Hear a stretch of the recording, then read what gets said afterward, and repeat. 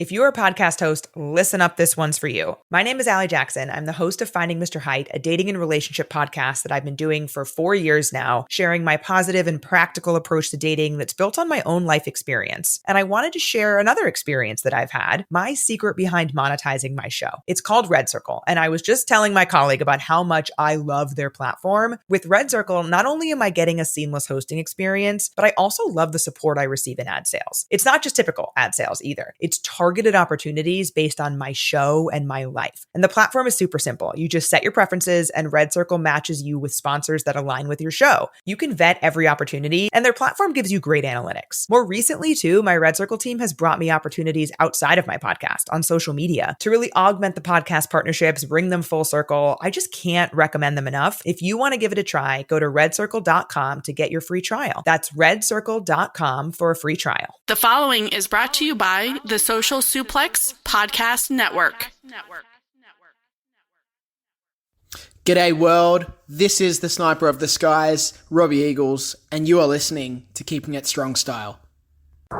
Yo, this is Rich Latta from One Nation Radio. This is brought to you by the Social Suplex Podcast Network. We present to you the Ace of Podcasts, Keeping It Strong Style.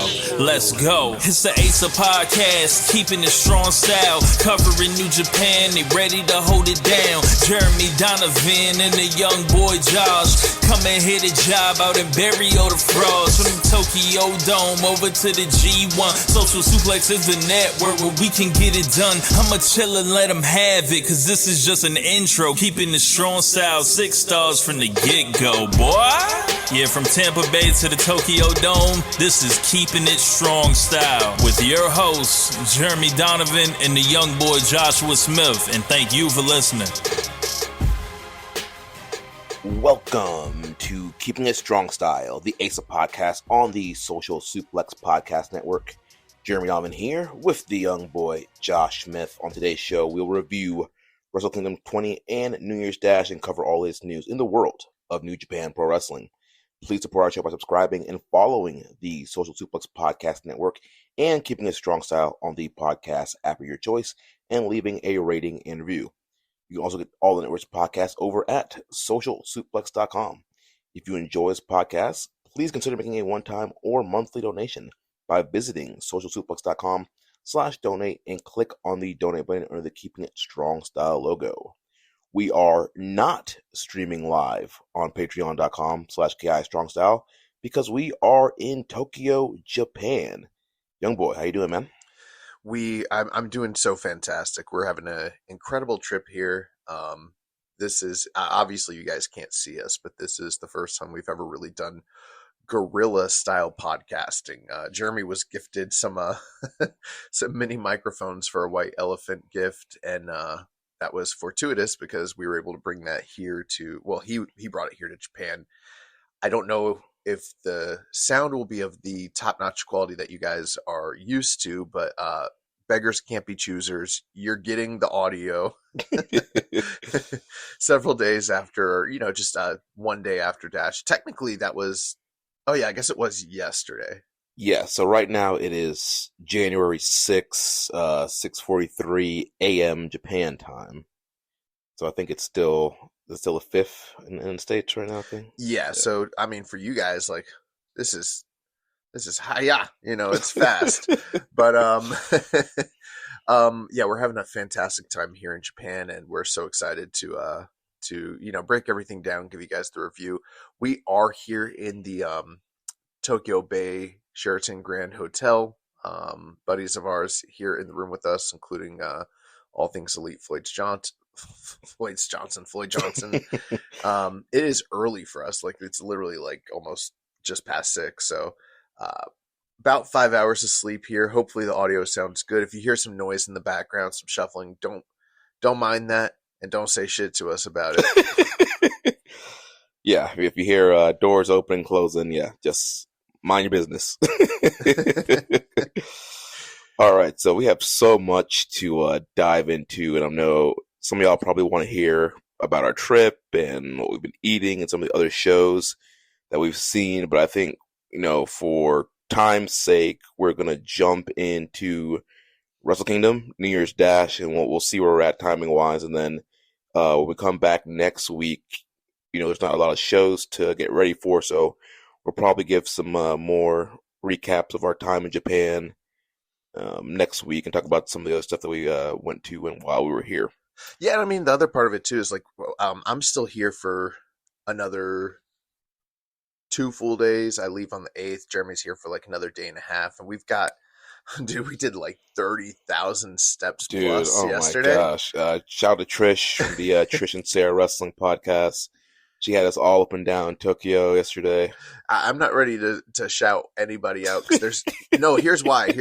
Because there's so many people that have been so gracious. Oh my gosh! Yeah. Since we've been here, that if we start doing that, then we're gonna have to do the entire talking about Japan trip. Roll call. Yeah. I'm not ready to do the KISS roll call. Fraser. But we'll next week. There's not as much going on. We're gonna talk more about the trip. Plus, we're adding to it over the next day and a half, 2 days. We got a lot planned. So, yeah. We'll have good content for next week. But yeah, let's jump into the Tokyo Dome. Yeah, so we had Wrestle Kingdom 20. After a long line, we got in the building. I will say this. I know, because we can add a little color here. The energy of being outside of the Big L or the Big Egg prior to the event, even like as much as like 2 hours, 2.5 hours, because we had our meetup at noon, so we had to like kind of get there early. Mm-hmm. Just seeing the cosplayers and everyone taking pictures with the flags and like little kids running around, like it's just a totally different vibe than any sort of like environment I've ever. It's a far cry from like yeah. What you see in the States. Yeah, I've been to WrestleManias, I've been to 2 All-Ins, and it's just a totally different stadium atmosphere, and like there was just something special. Yeah, like you mentioned, just seeing everybody, getting their pictures of Tanahashi on the flags and getting their merchandise, and everybody just seemed so happy and jovial to be at the Tokyo Dome and be here to celebrate Tanahashi's retirement. So yeah, overall, just it's great energy, and that carried all the way. Even though the lines are super long, like everybody was just kind of like antsy in anticipation, just ready to get inside the building and just see a great show. And it was like what I loved about it was just how polite and friendly and cute everybody was, and I mean that like in like the nicest sense, like just people smiling and waving their flags and like helping each other like take photos. So it was just like, and the energy, like people were just like so excited. It's really cool. Yeah. All right, well, let's jump into this thing, man. So Wrestle Kingdom 20, we had 2 pre-show matches. So pre-show match number 1, we had Katsuya Murashima and Masatori Yasuda defeating Shomakato and Tatsuya Matsumoto. So yeah, this Young Lions tag match got added on hours before the show started. But I will say, your boy last week during the preview, I said, "Isn't there going to be Young Lions?" And you and Samson were like, "Nah." And I was like, "I've been paying attention to the product." Yeah, I listened to the backstage comments. They're talking about having a tag match. They've also been talking about having a Young Lions Cup. Never mind that. They were talking about having a tag match. Oh, one thing that was funny tonight was Floyd was like, "Yeah, that was a really great main event at Dash, but there was almost no tags." I was like, "We don't have tag team wrestling in New Japan. We have team wrestling." Got really good team wrestling. So this was a good Young Lions opener. We had Murashima was the one to get the win here. Actually, let's see. Yasuda took out Matsumoto, and Murashima tapped out Kato, the Boston Crab. Yeah, this is one that I would probably like because I was very excited for it, but the lines to get guys, when I tell you the lines, I'd never been. But here's the nice thing about it: even though the lines were the longest I've ever been in, probably to go to anything, they were so efficient. Like we still kind of got through very, very fast. Yeah. But people were still finding their seats, and I don't even think it was I think people were trying to be in the building for that match, but it's hard to get 55,000 people into the building. So there's a lot of shuffling going on. You're still also kind of awestruck when you first get into the dome. Mm-hmm. So it's hard to pay full attention. And you're trying to figure out seating. Like we thought we found our seats. We were seated. And then like we saw a longtime listener of the show, Samson, who won our G1 contest back in the day. Ran into him and he was trying to find his seat, and he pointed out something to me on the ticket. I was like, oh crap. And then I realized like we're in the wrong seats. Yeah, we had seats and we were like, oh, these are pretty good. And then we realized we're like 15 or 20 rows up. We're much closer than we were trying to be. Yeah. But I will say this, we'll get into it more next week, but the seating, the comfort level of seats in Japan, my gosh. They were the best in the Tokyo Dome. Let's just say that out of all the venues we went to. But we were really far back, but because we were in the last row of the first floor section, or so we thought, it's kind of nice to have a little bit of room. And then we got moved up and it was a much better view. But then we were like more cramped. We were so cramped in. But it was also nice because we were like amongst friends and people that were familiar with us or were getting familiar with us. And it was like, there was a cool vibe like in the area we were at. But I wish I would have seen more of this match. I tried to pay attention. I think it was a great moment for those guys and from the action that I did see. Mm-hmm. And then, Murashima, he tapped that man out like a bitch. Yeah, he cranked in that Boston Crab, was jumping on it. So I think we could probably expect maybe Murashima and Kato to head off to Excursion. They seem very much poised to be. I thought that we might even see an angle the next night, the way that the matches were like laid out. Mm-hmm. But the way he's doing the Boston Crab now, where he's putting him in it and then he's jumping up and down. Mm-hmm. Who does that remind you of, Jeremy? Think back 8 years ago, a bald, thick motherfucker named Tomoyuki Oka. Okan, yeah. I was like, I know somebody did it, but I couldn't remember. Oka used to jump and he cranked that shit. Yeah. And he was like my favorite dude back then out of all the Lions. So hopefully Murashima doesn't travel the same roads that one Okan has traveled down. Yeah. Both figuratively and literally. I don't need to see Murashima riding a giant dick in Las Vegas. Oh, man. So the next pre-show match, we had El Phantasmo defeating Chris Brooks to retain the NJPW World TV Championship. So we had Chris Brooks coming out with some other DDT guys. Sorry, guys, I don't follow DDT, so I don't know his faction or his gimmick or who all those guys were out there with him. I did see that he has a new faction as of on 1-5 at the DDT show. They I don't know. I didn't look into it. I don't know who's in it or what it is called, but I saw someone say like, oh, he's got the cutest faction. So something cutesy, something kawaii, some bullshit. Yeah. So, I mean, this was a pretty fun match. Yeah, there was some DDT-ism in this match. It had like this long thread thing that they used to like choke Phantasmo and like pull it, hit him in the face with it. So those guys were kind of running around on the outside, but I mean, good back and forth action. Phantasmo's great. He was doing all his big spots. Chris Brooks looked pretty good as well. Towards the end, Phantasmo hits the Thunder Kiss 86 to get the win and get a big moment there. Yeah, I actually was trying to take the opportunity in between the two matches. I thought because there's a lot of time on the pre-show, I was like, oh, they're probably going to space this out a little bit and I can go pick up a bite to eat for us and like maybe a drink or two. So I headed out real quick. And then Trish Spears, her and her crew, which we've been hanging out with, they were a couple sections over. So when I was like, yeah, I'm out here, she's like, okay, I'll come say what's up. And I was like, cool. And then I hear the music and I'm like, fuck.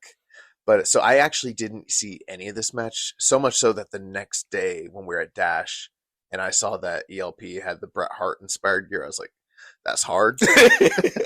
So I do want to go back and see this, but they got a good amount of time. Like I'm not looking at the results, but like 10ish or so minutes, it seemed like. Yeah. And the receptions, I heard the receptions, people were responding well. So I definitely want to see the match. Also, I will say this. The Tokyo Dome food, because I had 2 dishes there. And a drink that they made. I had one. I've been drinking sour, like lemon sour. Lemon sours, yeah. The lemon sour that they made, best one I've had in Japan. The food, now I wouldn't like say like, oh, it's the best meal I've had in Japan. It's not like that. But you know how when you go to like a ballpark or like a stadium and the food is like Trash. it's kind of bullshit. Yeah. This was fantastic food. Both meals that I had were incredible by sporting like arena standards. I was so impressed. But it's also like you're in your seat and I'm trying to like crunch up and eat it, and I'm like getting an ab workout. It's horrible. But yeah, I definitely want to see this one. Good on Phantasmo picking up the big win here. Big moment for him. And did you get any vibes? Obviously it's pre-show. We didn't hear the live audio and the call or anything. Did you get any vibes that like maybe we might see more Chris Brooks or how they might be positioning ELP? I know. Yeah, I didn't really get anything on Chris Brooks. I feel like it was maybe just kind of a special one-time thing. The crowd, I think he got a good reception coming out, and crowds behind ELP. But yeah, I don't think we'll see. Maybe we will, but based off of that match, I don't think like he's going to be a regular in New Japan this year. Interesting. Well, that, and then yeah, I really hoped they would have spaced those couple matches out. They didn't. They went back to back, and then we had a good amount of downtime before the show started. Yeah. So main card started with the never openweight 6-man championship Rambo match. We had the champions Toriano, Master Wato, and Yo defending the titles against Tiger Mask, Togi Makabe, and Taguchi. Bolton Oleg and Bishamon, Team 100, and Tomohiro Ishii. Ren Narita, Sonata, and Kanemaru from House of Torture. Zack Sabre Jr., Oiwa, and Harley Jackson from TMDK. Kaisei Takechi, Shota Umino, and Yuya Uemura. And the Bullet Club War Dogs team of 100 Proof, Clark Connors, and the Knockout Brothers. So the first 2 entrants we had, it was Umino, Uemura, and Takechi. So we got to see like the big, pop entrance from Takechi's band or whatever that is. So kind of a cool moment for him. Almost like, should I look this up as a as a journalist? Do we, for our integrity? Okay, so he is a Japanese singer, dancer, and actor with the J-pop group The Rampage from Exile Tribe, represented with LDH. That is the name of the group is The Rampage from Exile Tribe, but then they're represented by a different group called LDH. It's kind of a hard name, actually. Yeah. This entrance was, number one, a huge production. I thought that when I saw all those dudes come out, I didn't put 2 and 2 together. Do you know what I thought was happening, Jeremy? What? I thought it was like a Flow Rida WrestleMania segment, like because it's a regular, it's like kind of concert gimmick. I was like, who asked for this? Why are we right? We can't get some more matches, but we can do a concert. It's like, oh my god! Like if I'm diking a guy and I'm backstage, I'm gonna be fucking pissed. But no, it was part of the entrance, and then this dude Kaisei Takechi comes out and does his dance with them. J-pop is not, K-pop, J-pop, not really my thing. More so just because I'm not super exposed to it. I know that there's like rabid, diehard fan bases, but it's just not in my wheelhouse. But I was confused. I'm like, why is the group so big? There's like 14 or I'm used to like Backstreet Boys and like, Boys to Men and, like New Edition and shit like that, like NSYNC, where there's just like 4 or 5 dudes. But they had a fucking like football team out on the field, like out there for them. And huge production though. The crowd seemed to be really into it. Incredible lighting Also, bro, the stage for Wrestle Kingdom Oh this yeah, year? the stage was great. That kind of like regal kind of kingdom vibe. So yeah, stage was awesome, and the screen and everything. So they started the match. They were the first entrants in the match, and the one thing about Rambo's In Japan? I wasn't even going there. Oh, okay, my bad. Just like Rumbles in general can sometimes, depending on the venue and kind of how it's produced, can be hard in the building. And I feel especially for like this match because, it wasn't, just a 1-by-1 kind of thing. You had groups of 3 coming out. So it would kind of, the ring would kind of get congested and then people were fighting on the outside. And, unlike a Royal Rumble, normally somebody's music hits, they just run to the ring and it keeps going. It's not like a full-on entrance. And obviously I feel like they were trying to give these guys their Wrestle Kingdom moment and entrance. So you have guys like brawling and then, Ishii's music hits and it's like a full-on like them walking down the ramp. Yeah. And that's the other thing about it too, that I know you're kind of alluding to this, but we also have to consider it's like, it is such a far distance to come down there. So it's like, they should have just run.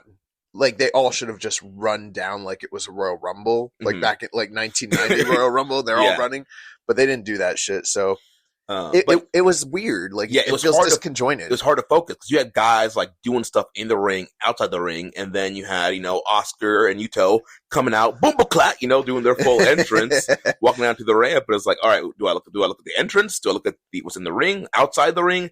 So being there live in the building, I'm sure we're probably watching at home.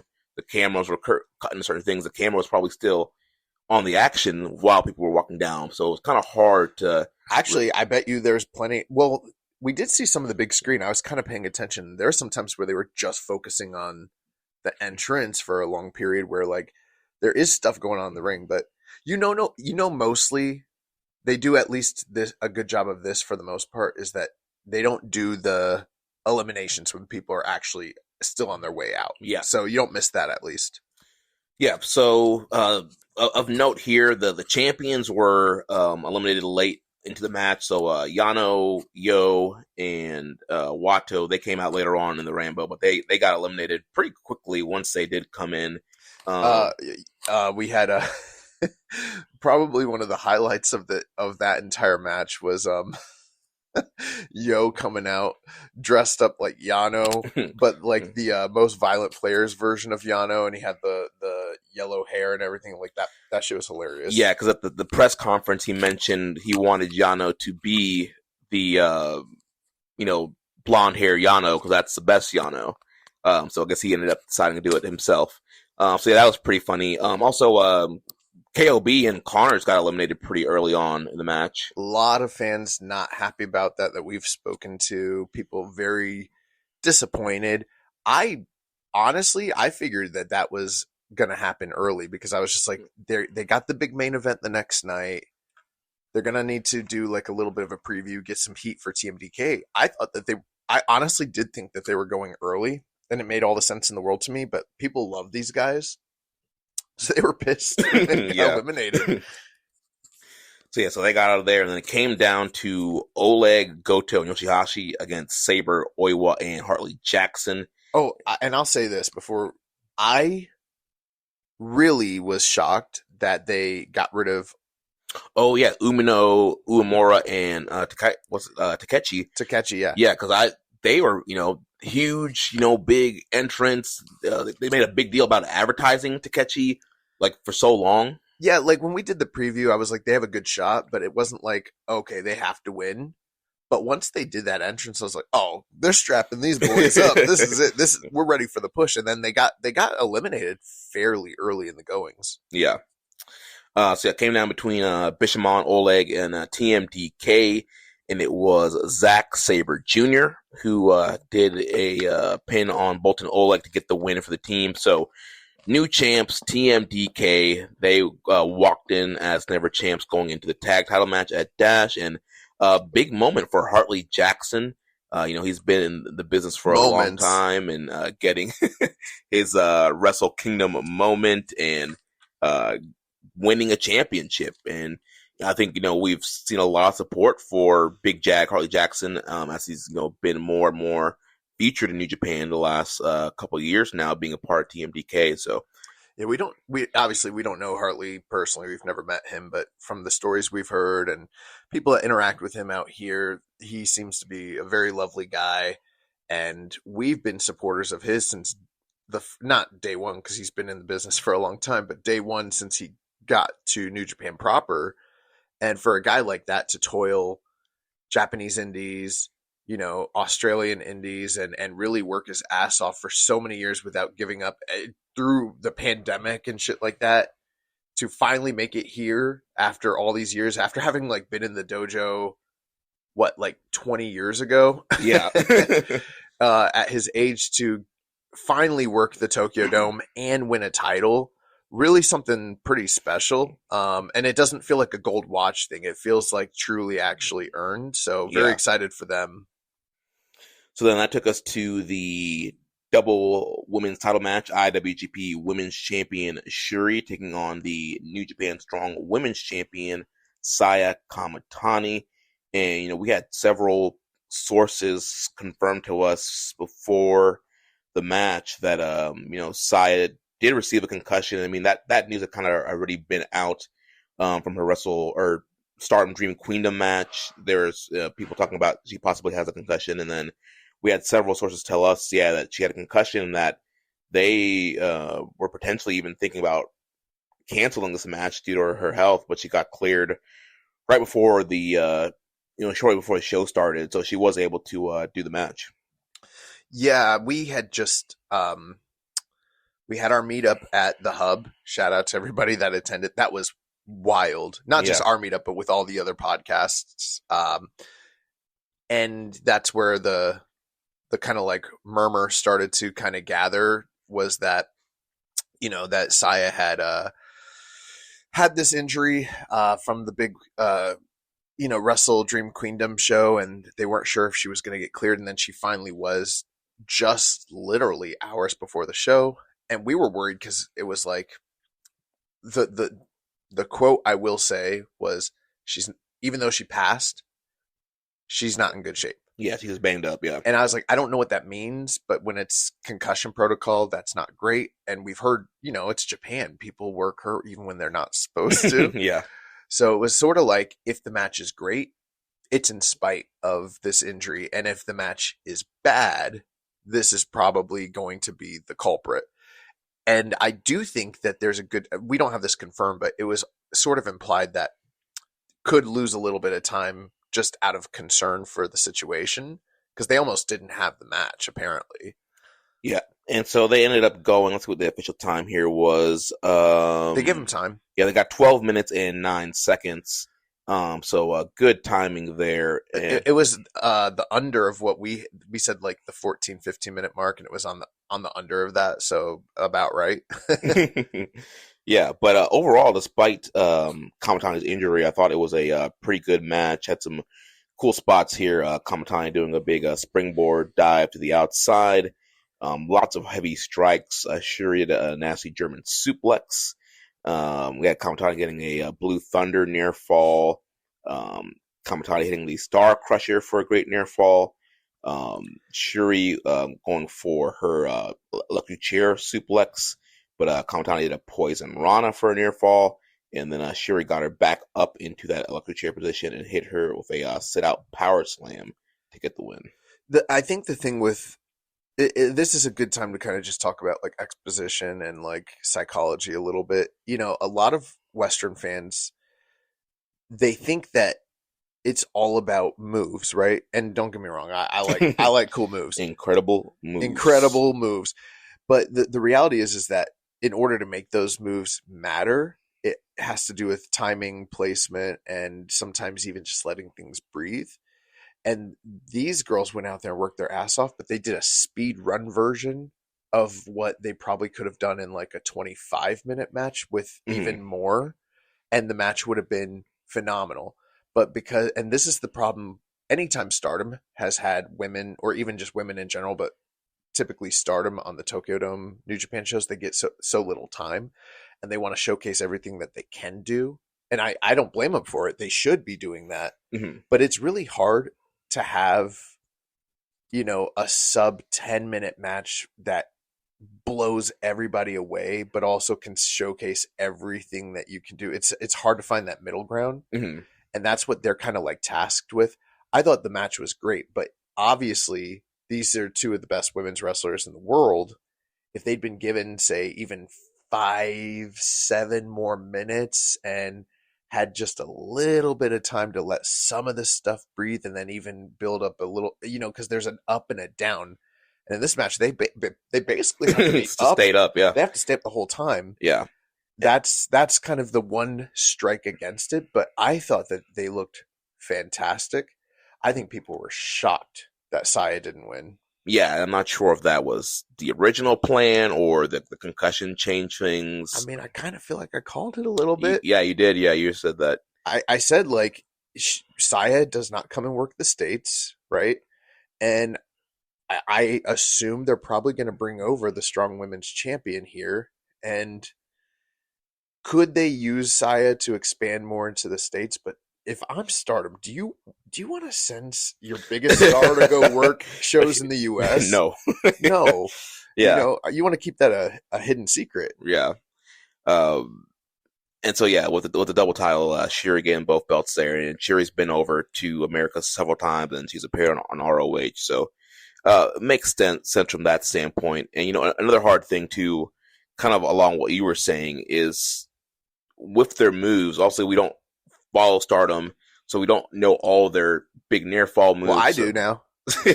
I watched Stardom during Queendom. I know all the shit now.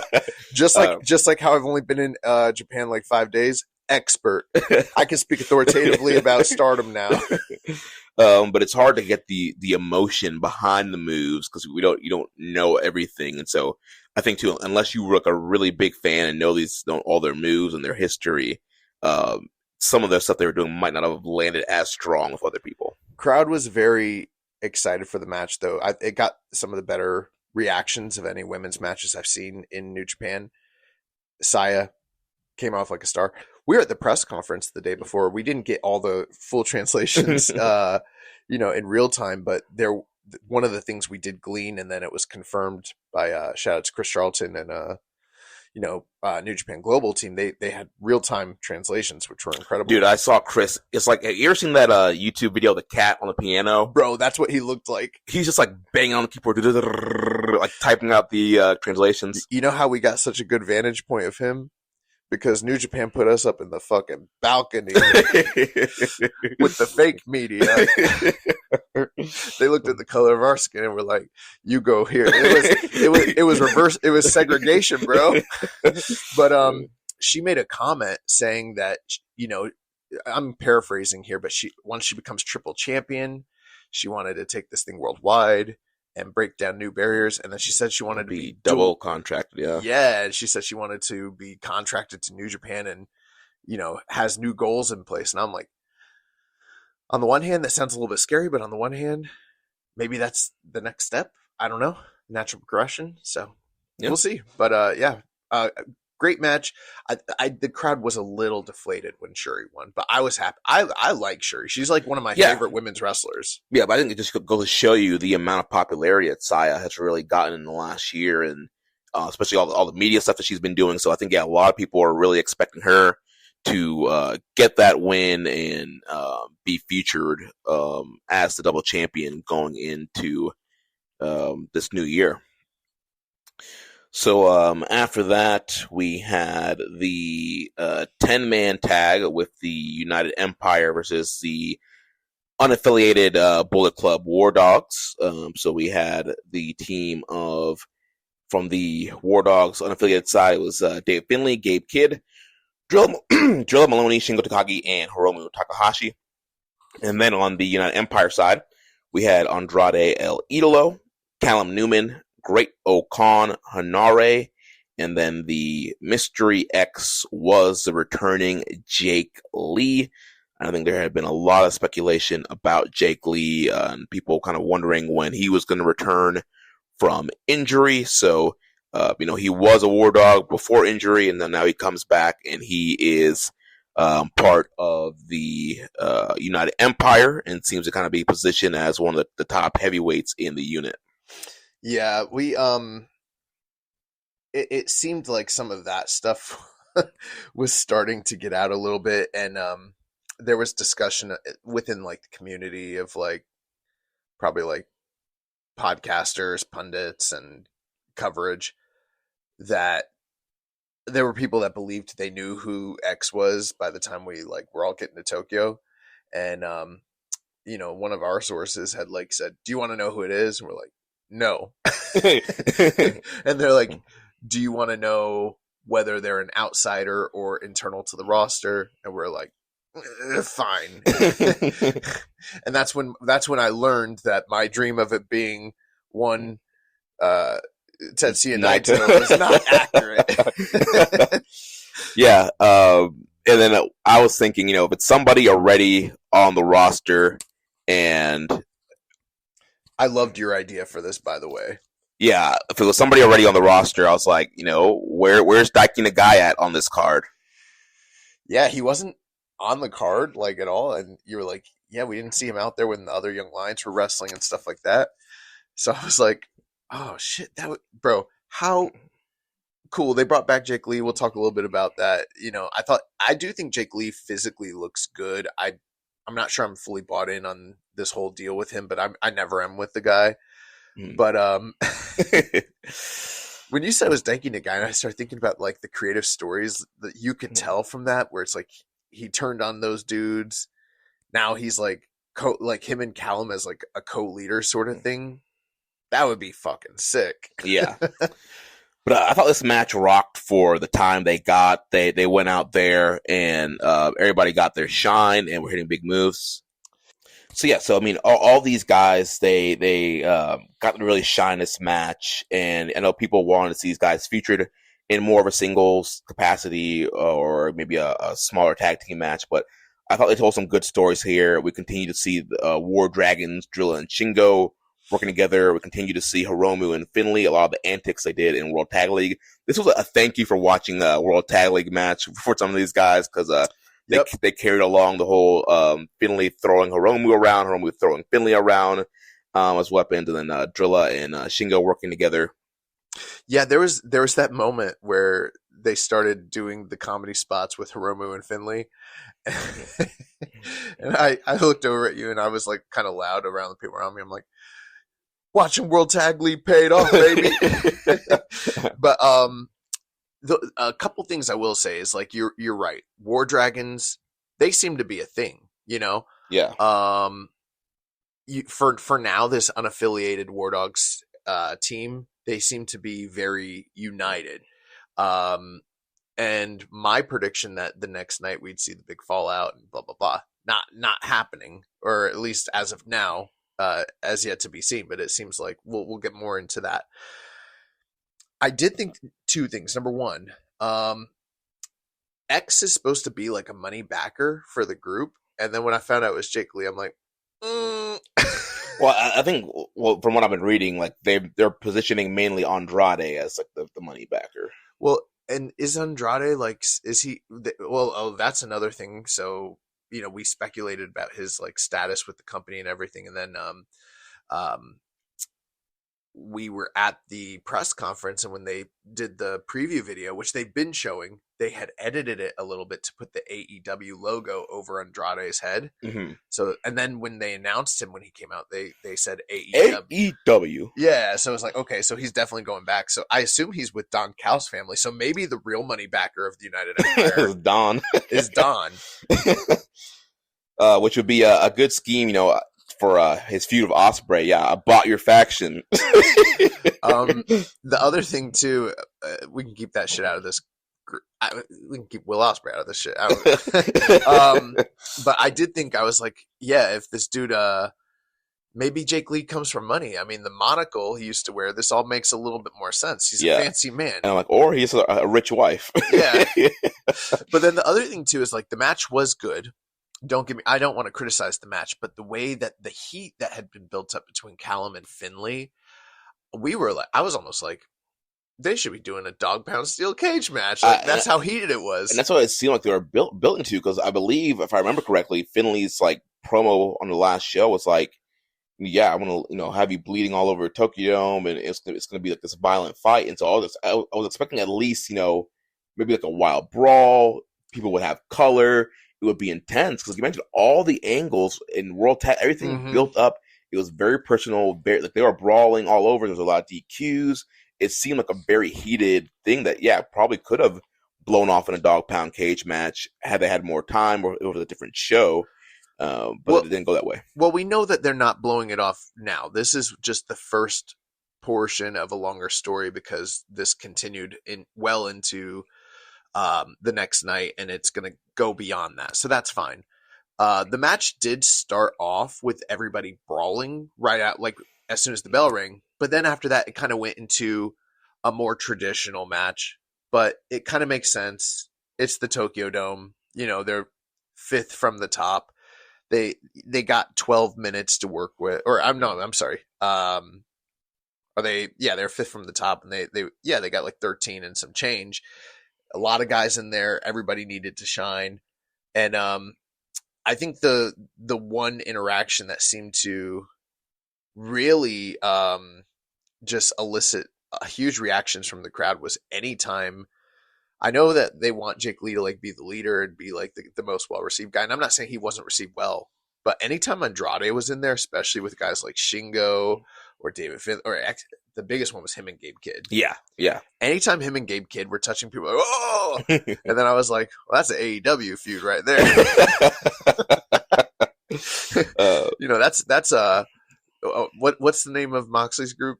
Death Riders. Yeah, that's Death Riders versus Don Callis family right there. Which they are starting the feud actually. Or they were hints of that feud coming. So who knows? But towards the end here, it was Jake Lee who hit his running big boot, his version of the haluva kick onto Hiromu Takahashi and got the win there. I didn't realize that was his finish. I don't know if I just forgot or what. Because I've seen some Jake Lee, but it's not like Jake Lee was in New Japan super long time before he got hurt. Mm-hmm. And I'm not an avid watcher of Noah or All Japan necessarily. So I kind of forgot that was even his finish. And I was like, oh shit, they won? Yeah, I thought it was going to be a near fall. They got the win. And then post-match, so Jacob Austin Young was out there. So post-match, he came in and was helping them, beat the guys down. And then somebody came out wearing a mask and knocked out Hiromu, and they removed the mask, and it was a returning Francesco Akira. So in one night, we saw the United Empire, rebuild, reloaded. Andrade being a part of the group, Jake Lee being a part of the group, a returning Hanare, which Hanare looked phenomenal. In great shape. You stole the words right out of my mouth. I was literally, I had a perfect segue. I was like, speaking of rebuilding. Yeah, in which we had a friend of our source told us, that Hanare had said that he's in really incredible shape. Just watch and see the shape that I'm in, and he was not lying. They were joking around and saying like that he for like Christmas dinner had like 2 scallops and a prawn. Super disciplined. And I mean, bro, I looked at Jeremy. I was like, this man looks like the Ultimate Warrior right now. Like, this is incredible. He's got Goro hair. This is a star. Yeah, he looked great. So United Empire rebuilt, reloaded, all these guys coming back from injury, adding new members, and coming from last year where it was like guys were leaving. It seemed like they were very directionless. It seems like 2026 is going to be a great year for United Empire, doing a lot of really great work. Cam Newman, his character work has been really great, and we'll talk about more about what's happening with the Empire from New Year's Dash. So then following that match, we had the 4-way for the number 1 contendership for the IWGP Junior Heavyweight Championship. El Desperado versus Kosei Vegeta, Taiji Ishimori, and Sho. Yeah, so this was just basically a sprint. They gave these guys just over 7 minutes. We've already, if you can go back to last week's preview show, I thought we did we're probably one of the only podcasts out there that spent as much time really, dedicating time to like matches like this and some of the other stuff on this card. Went 3.5 last week. So shout out to Samsa. But with that being said, there was so much controversy about this match being here and not having the title match. and then they only got, the 7 minutes. I thought for what they were given, the work that was done, this was very fast paced, very entertaining. And they kind of did remember the TLC 2 match where like all the groups had their like their third, like Lita, Rhino, Spike Dudley, they all came out. And that's kind of what happened here was like Despy Kukai came out and got involved. Robbie Eagles got involved. Robbie X. And then Doki. And Doki was ringside. He got his own entrance. Yeah, they gave Doki a big entrance, which they've been kind of building it as like the Doki game. So he came out, big entrance, and sat by ringside. And so yeah, there was a ref bump. He got involved, brought the pipe out, but then that's when everybody else, Eagles, X, and Kukai came out. I did make a joke because there were so many guys getting entrances. I looked at Jeremy. I was like, they're definitely getting more time for these entrances than the actual work. But I am looking at Cage Match, and this shit's got a 3.85, probably because it's a pretty short match. But the match itself, the action, come on, guys, sub 2 stars. Come on, that's a little ridiculous. But it was fun, energetic. It didn't really mean much, but the crowd was happy to see them. But when it ended up being Desperado at the end, I didn't think he was picking up that win there. Yeah, I mean, again, Kosei Fujita got a big entrance, new music, new gear. It seemed like, again, that he would be poised to win the match, kind of how we were talking about last week, and be this junior ace. How about Despy comes out, no paint, no like special colors. He didn't have like the red or the white and all that shit. This man came out in the old school basic ass gear. Road 2 gear. Yeah, the Road 2 gear. And I looked over to Josh, I'm like, oh, this man ain't winning. Plain gear, no special entrance. No mariachi band. No Suzuki to walk him out, something like that. But we were like, oh, this dude does not go. He knows this shit's not serious. And then he goes out there and wins the thing. It's like, oh. Now, here's the one thing I will say. A very positive show. Obviously, we've had some questions about a little bit of the booking. But this is the one glaring thing that we have to kind of be critical about. It's like, why did they do this? Because Desperado, at the end of his title reign, was in this extremely lengthy run on the precipice of potentially setting like records and like breaking records in history. And then they put the title on Doki, only to turn around and not do the Doki versus Desperado match 1 year later in the Tokyo Dome where Doki was hurt. Mm-hmm. And then, so it seemed like they'd already done the rematch. Desperado had already lost. They moved on. And now they just go back to Despy in the Dome. Like, if they were going to do that, then why didn't they just, it just doesn't make a lot of sense to me. You know what I mean? Yeah. Like if you were going to do this title program, why didn't you just do it here? Yeah. They could have kept the title on Desperado throughout the remainder of the year. And then, now here's the only thing with that. And this is something you'd mentioned to me. Maybe the juniors were only ever going to get the 7 minutes, and you don't want to do a Desperado Doki 7-minute match. But I think your answer to that was like, well, this never open weight 6-man Rambo got 21 minutes. Right. I don't know. It needs 21 minutes. Right. Yeah. Take 10 minutes off of that. And then you could have had a junior title match. Could have put that shit on the pre-show. Yeah. You know what you really could have? You could have put that on the pre-show and then bumped Phantasmo and Chris Brooks up to the main card. And then that gives you get about 20 minutes or maybe 17 minutes, 18 minutes for a potential junior title match. That would almost be better. Yeah. And ultimately, this was pretty much ended up being a 7-minute angle for what they did at New Year's Dash. They ended up setting up a 4-way junior tag title match. And that's also what the main emphasis was here, with all the partners running in and building up heat for that. Yeah, it's still perplexing. Like, why didn't Doki just defend the title here? If this is what you're going to do, why did you even take the title off Desperado in the first place? And then if you're going to do the 4-way, why would you go back to Desperado at this point anyways? Like, it very much seemed like they're poised for Fujita to be the next guy. And this isn't like sour grapes. It's just weird booking. It doesn't make a lot of sense to me, especially with him having won Super Juniors and having come up short.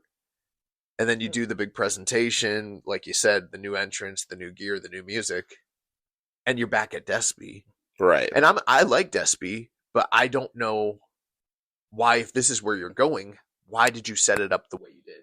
Yeah, well, a lot of questionable decisions there. And so, after the ref bump, like I said, everybody ran in, and then you had a show using a metal sheet. Then he did a big pile driver onto Vegeta, and then Desperado broke it up. He did the Tiger Driver into the Pinche Loco and got the win there. Yeah, I was surprised. I didn't think that was the finish, and then it felt a little flat, but overall the action was very good. Still a little confused about where we're going with this junior division, though. Yeah. And if you hear background noise, folks, that's Floyd Johnson Jr., All Things Elite, snoring. Hopefully, it's not coming through on the microphone. I tried to move to make sure my mic wasn't pointing that direction. So, again, just mind your business. We're gonna have to go out in the balcony, cover these mics. Hope the wind doesn't. So after that match, they aired a video starting to show the schedule for next year. Some of the big stuff, they announced the return of the Despy Pain Invitational that will happen during WrestleMania weekend in Vegas on April 16th. And also, which was, again, something that we kind of heard going into this weekend before the show, G1 Climax is coming back to the U.S., so they haven't done that since 2019 in Dallas. So now this coming up year, the first night of the G1 will be in Chicago at the Now Arena, home of the very first All In. The one thing I will say with that, the information we're given isn't always 100% perfect. So the rumor that had been going around was first 2 nights. Yeah. And that was something that a lot of people were saying. And then we watched the thing and I was like, was that just one night? And then yesterday evening, because we've been so busy, I haven't even been able to and also the internet's a little dodgy because we're out of the country. But we spent a few moments talking with Chris Charlton, and I was like, was it 1 night or 2 nights? He's like, oh, it's just 1 night. But that's very exciting. We were at the G1 in 2019 in Dallas when it opened. So, Jeremy, I don't know what you're going to need to do. What kind of I don't know what kind of favors you're going to have to perform to make sure for the next 6 months you're helping with this baby. Oh man, yeah. You're going to need to do a big act of. I'm going to be cleaning all the diapers, doing all the bottle feedings, waking up in the middle every night. I think that those are all good things, but you might want to. You're going to need to buy some jewelry too. It sounds like to me. Well, I think a 1 to 2 day trip in Chicago. I think that's an easy pull. Oh no, we could just do what I did last year: fly in, drive to the show. This man came in like he was a worker. Flew in, flew out. Oh man. But yeah, so we got the rest of the schedule for the year, or through G1 at least, and it's the normal stuff, Secure Genesis, New Japan Cup, Dominion, Wrestling Red Zone Hiroshima, Wrestling Dantaku. So it looks like the normal schedule. Also, a new beginning in Osaka. A new Tokyo Dome in the middle of the year. No. We're doing what's that, Wrestle Kingdom? Well, Wrestle Grand Slam. Osaka Dome. They're running the Fukuoka Dome. We're going on a dome tour this year, baby. Every house dome. No, I'm just joking. They didn't announce any dome shows, but the regular schedule. But that was cool to see. But that was the big lead up into the business end of this show. Yeah, so which took a fun, good show, good little show, some solid stuff to, oh shit, this is a legendary Wrestle Kingdom that feels like for the first time in probably since before the pandemic that we're watching Wrestle Kingdom. Yes. Yeah. So we get to the business end of the card here. Never Openweight Championship match. Evil versus Aaron Wolf. And I know for weeks we've had a lot of speculation. I myself have been very critical on Aaron Wolf based on off the angles and we've been seeing. The egg on your face right now. Well, I say, hey, we're not afraid to admit when we're wrong on this show. And I know a lot of people probably did the wiser thing and waited to reserve judgment, but we're watching all these Road 2 shows. We're watching all the angles. I have to review what I see. And everything we saw made it look like this guy didn't have it and it was going to be a disaster. But that was not the case. This man came out in the gi, shaved head, ripped the gi off, young lion gear.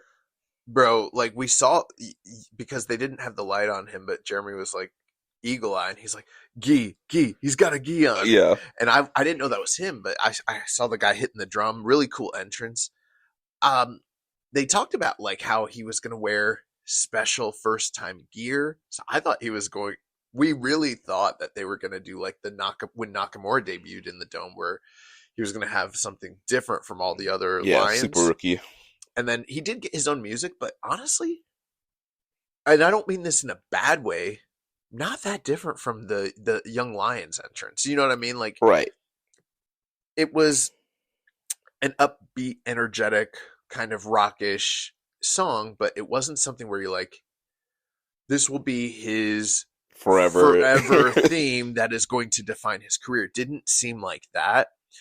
But the moment when the light shone on him and he's standing there in the gi and he rips off the black belt and throws it, and then he undoes the jacket, and we're like, oh shit. Yeah, dude. And the crowd was losing their mind.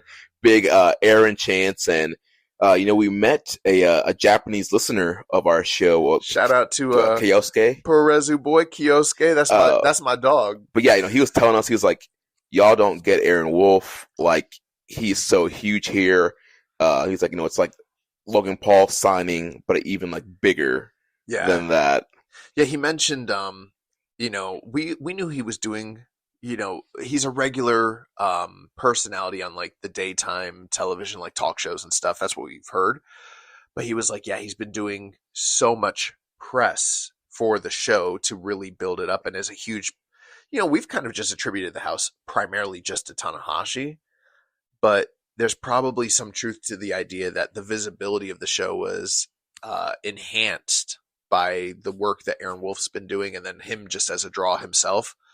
But when we were at the press conference, the section with him and Evil, now we did, there was something a little lost in translation, but Evil basically just said, I'm not going to take any questions, period, boom.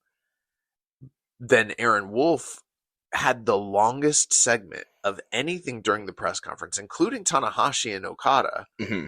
And the Japanese journalists were peppering him with so many questions.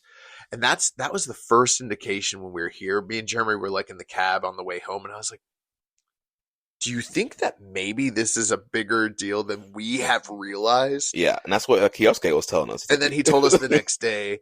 And then, it's like you're on the trains and you're seeing Aaron Wolf, like they have like little TVs, and you're seeing Aaron Wolf, getting prepared, and he's in the newspapers. And then you're like, oh, this is kind of a bigger deal than we even understood before it started. Yeah. And when he ripped off the gi, I was like, we got an ace. Bro, we got an ace. I turned around real quick. Wolf time, baby. Let's go. That really felt like something. I know it came through for the Western audience. I understand that like they saw it. They're like, they knocked it out of the park. They did a great job. But being in the building felt like I just saw something really historic in the start of something that is special. Yeah. And I feel like a lot of our concerns were answered. Like, he showed fire. He showed intensity with the strikes. He showed fighting spirit. He was selling. Like, he was bumping. Like, everything was looking good. I just have to imagine, we've speculated, this is the thing we said they should do. I assume that they laid that match the fuck out, just like the way Logan Paul's matches have been extremely choreographed and worked on and workshopped.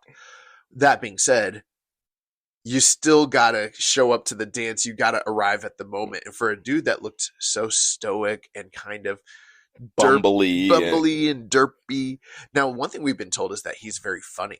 and affable. Like, obviously we don't speak Japanese, but people have been like, he's got a great personality. He's very funny and well spoken, and it's not just his accomplishments as a judoka, but he's a great personality, and it comes through. And that we're still kind of waiting to hear him on the talk more. Yeah, we haven't seen the post-match comments. We've been, again, so busy, but I'm very interested to see what he was like on the mic. But the idea that this dude showed up in the I don't know if like the judo community, how the fuck they might take the that. judo community, the judo community. That's fucking funny, dude. Seeing this man take off that belt and just fucking throw it, and then his special gear, the special designed gear, is Lion's gear. Now he did have knee pads. He did have like tape. Yeah, so a little bit different. But the shaved head, dude, bro, he looks so much better with the shaved head. He looked like a serious, like, okay, this is a fucking fighter. Yeah. Now, with that all being said, we got to talk about Evil. Evil's entrance. Now, last year, it was the best entrance at Wrestle Kingdom, and then this year again. I think it was the best again, yeah. We talked about it last week. People were like, who do you think is going to have like the best strip that people are not expecting? And all of our answer was like, Evil.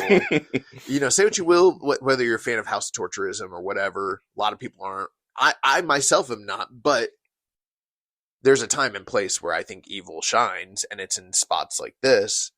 But at Wrestle Kingdom, we've always talked about how Evil has a Western flair to him. Mm-hmm. Even going back to the days where he used to cut promos like The Rock. He would smell up in the air and be like, everything is evil. Evil die. You know, so he gets it. And the entrance was so polished and then he had the entire fucking house walk out with him. It was like prime Bullet Club type shit. And I looked over at like Jeremy. I also shout out to new, hopefully listeners, but friends that we met, Dennis and Connor from I believe Ireland. They were next to us. Real cool guys. And I was like, this is Undertakerism right here. I also mentioned Fale was stealing a check. Yeah, Fale, this man. Although he did put in the work in the match. Yeah, he did. Yeah. Now, the match itself, Jeremy. Oh, man. So, just so many great spots here. So, we mentioned, you know, Wolf kind of firing up with the strike exchanges. You did have the normal Evil, you know, chair baseball spot on the outside. Hold on. Before you move on. Mm-hmm. Usually, most guys, when they take that spot, they brace the chair. And when it gets hit, they toss it off of their head and spin it, and they do a spin, so it's like one fluid motion, and it looks like he, you know, launched that thing off like and he always does the like he puts his hands over his eyes and looks off in the distance like he just, you know, knocked a home run. Aaron Wolf didn't do that shit. Aaron Wolf took that shit and didn't throw it, and it spun around his neck. I was like, oh, God, bro. I was like, he needs to come up with some color right after that shit. Yeah, he should have bladed. So he had that spot, and then they got back into the ring. The corner pad was off, so, you know, throwing Wolf into that, but Wolf came back with a judo throw, and was going for some near falls, and then the rest of the House of Torture got involved and ran in, and then you had Evil throwing powder in the eyes of Aaron Wolf, and he put him in the Darkness Scorpion. And bro, the visual of that, there's like photos. This man looked like he was coked out. He looked like Tony Montana when he just dips his face into the fucking the pile of coke. Incredible. So yeah, you had that, and so Wolf had to fight through the pain of the Darkness Scorpion, and so the crowd was really behind him, getting to the ropes. You had Fale. They put Wolf on a table, and Fale did a big splash to him through the table. Bro, that strong style table shattered. It kind of did. Yeah, it did. The wood paneling part did, but the metal frame still didn't say that again. So he did the Clark Connor, or yeah, where he like sunk through it, and I was like, oh God. And then you had Aaron Wolf doing a high fly flow. Bro, people made fun of that high fly flow, but that was one of the loudest pops of the entire night. That frog splash, I was like, my dog's for real. And so after the table spot, Evil hit a lariat and got an air fall and was surprised that Aaron Wolf kicked out. And then he was going for the Everything is Evil STO slam, but Wolf... When he caught the arm and tossed him like prime fucking Ronda Rousey. Yeah, big judo throw, got him in like a triangle choke, and Evil submitted. It was the reverse triangle choke, so it's like, and actually, speaking of Ronda, she used to do something similar, I'm pretty sure. Like, her armbar that she used to do was the same. The one, yeah. Kind of crank it back to where it's a safe spot. It's not really a real armbar, but you can turn that into a real armbar. But then he has the reverse triangle.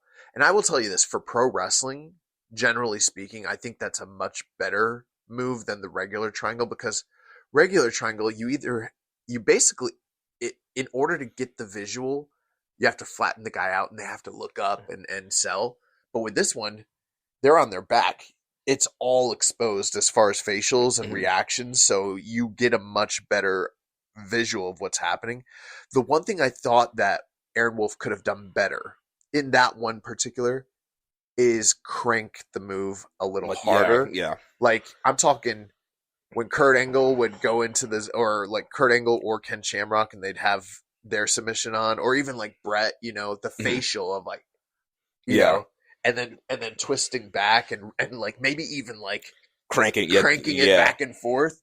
That's what he needs to work on. But I thought Evil was gonna. Once I saw him do that, because I'm like, he's a judoka. Mm-hmm. This is his that's his whole deal. Is like he's going to put guy. It's almost like the when Taz used to use the Kaja Hatame. Yeah, the Kaja Hatame. It's like, oh, he's got a judo fucking. That's a killer move. I loved it. Yeah, they knocked it out the park from this thing. I'm gonna tell you right now, cage match 7.28. Y'all got it fucking wrong.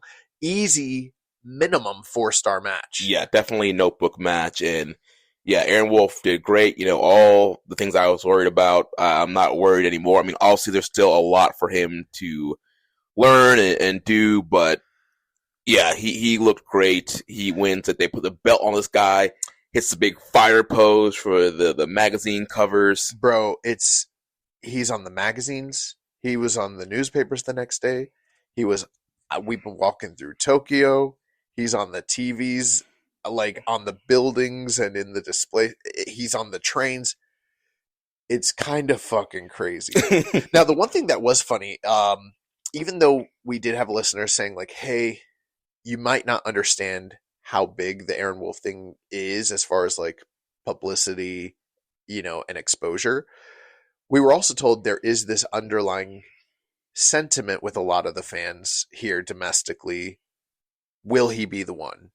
We don't know. Will he be the one? Not sure. Hard to say. But the fans, bro, they loved him. Dude, they were going crazy for this man. And I've talked about the history and precedent of supernova guys either coming from outside sports or, super rookie prospects coming into the Dome. The 4 that are most notable to me are like Nakamura, Kenzo Suzuki, Nakanishi, and then obviously Yoshinori Ogawa.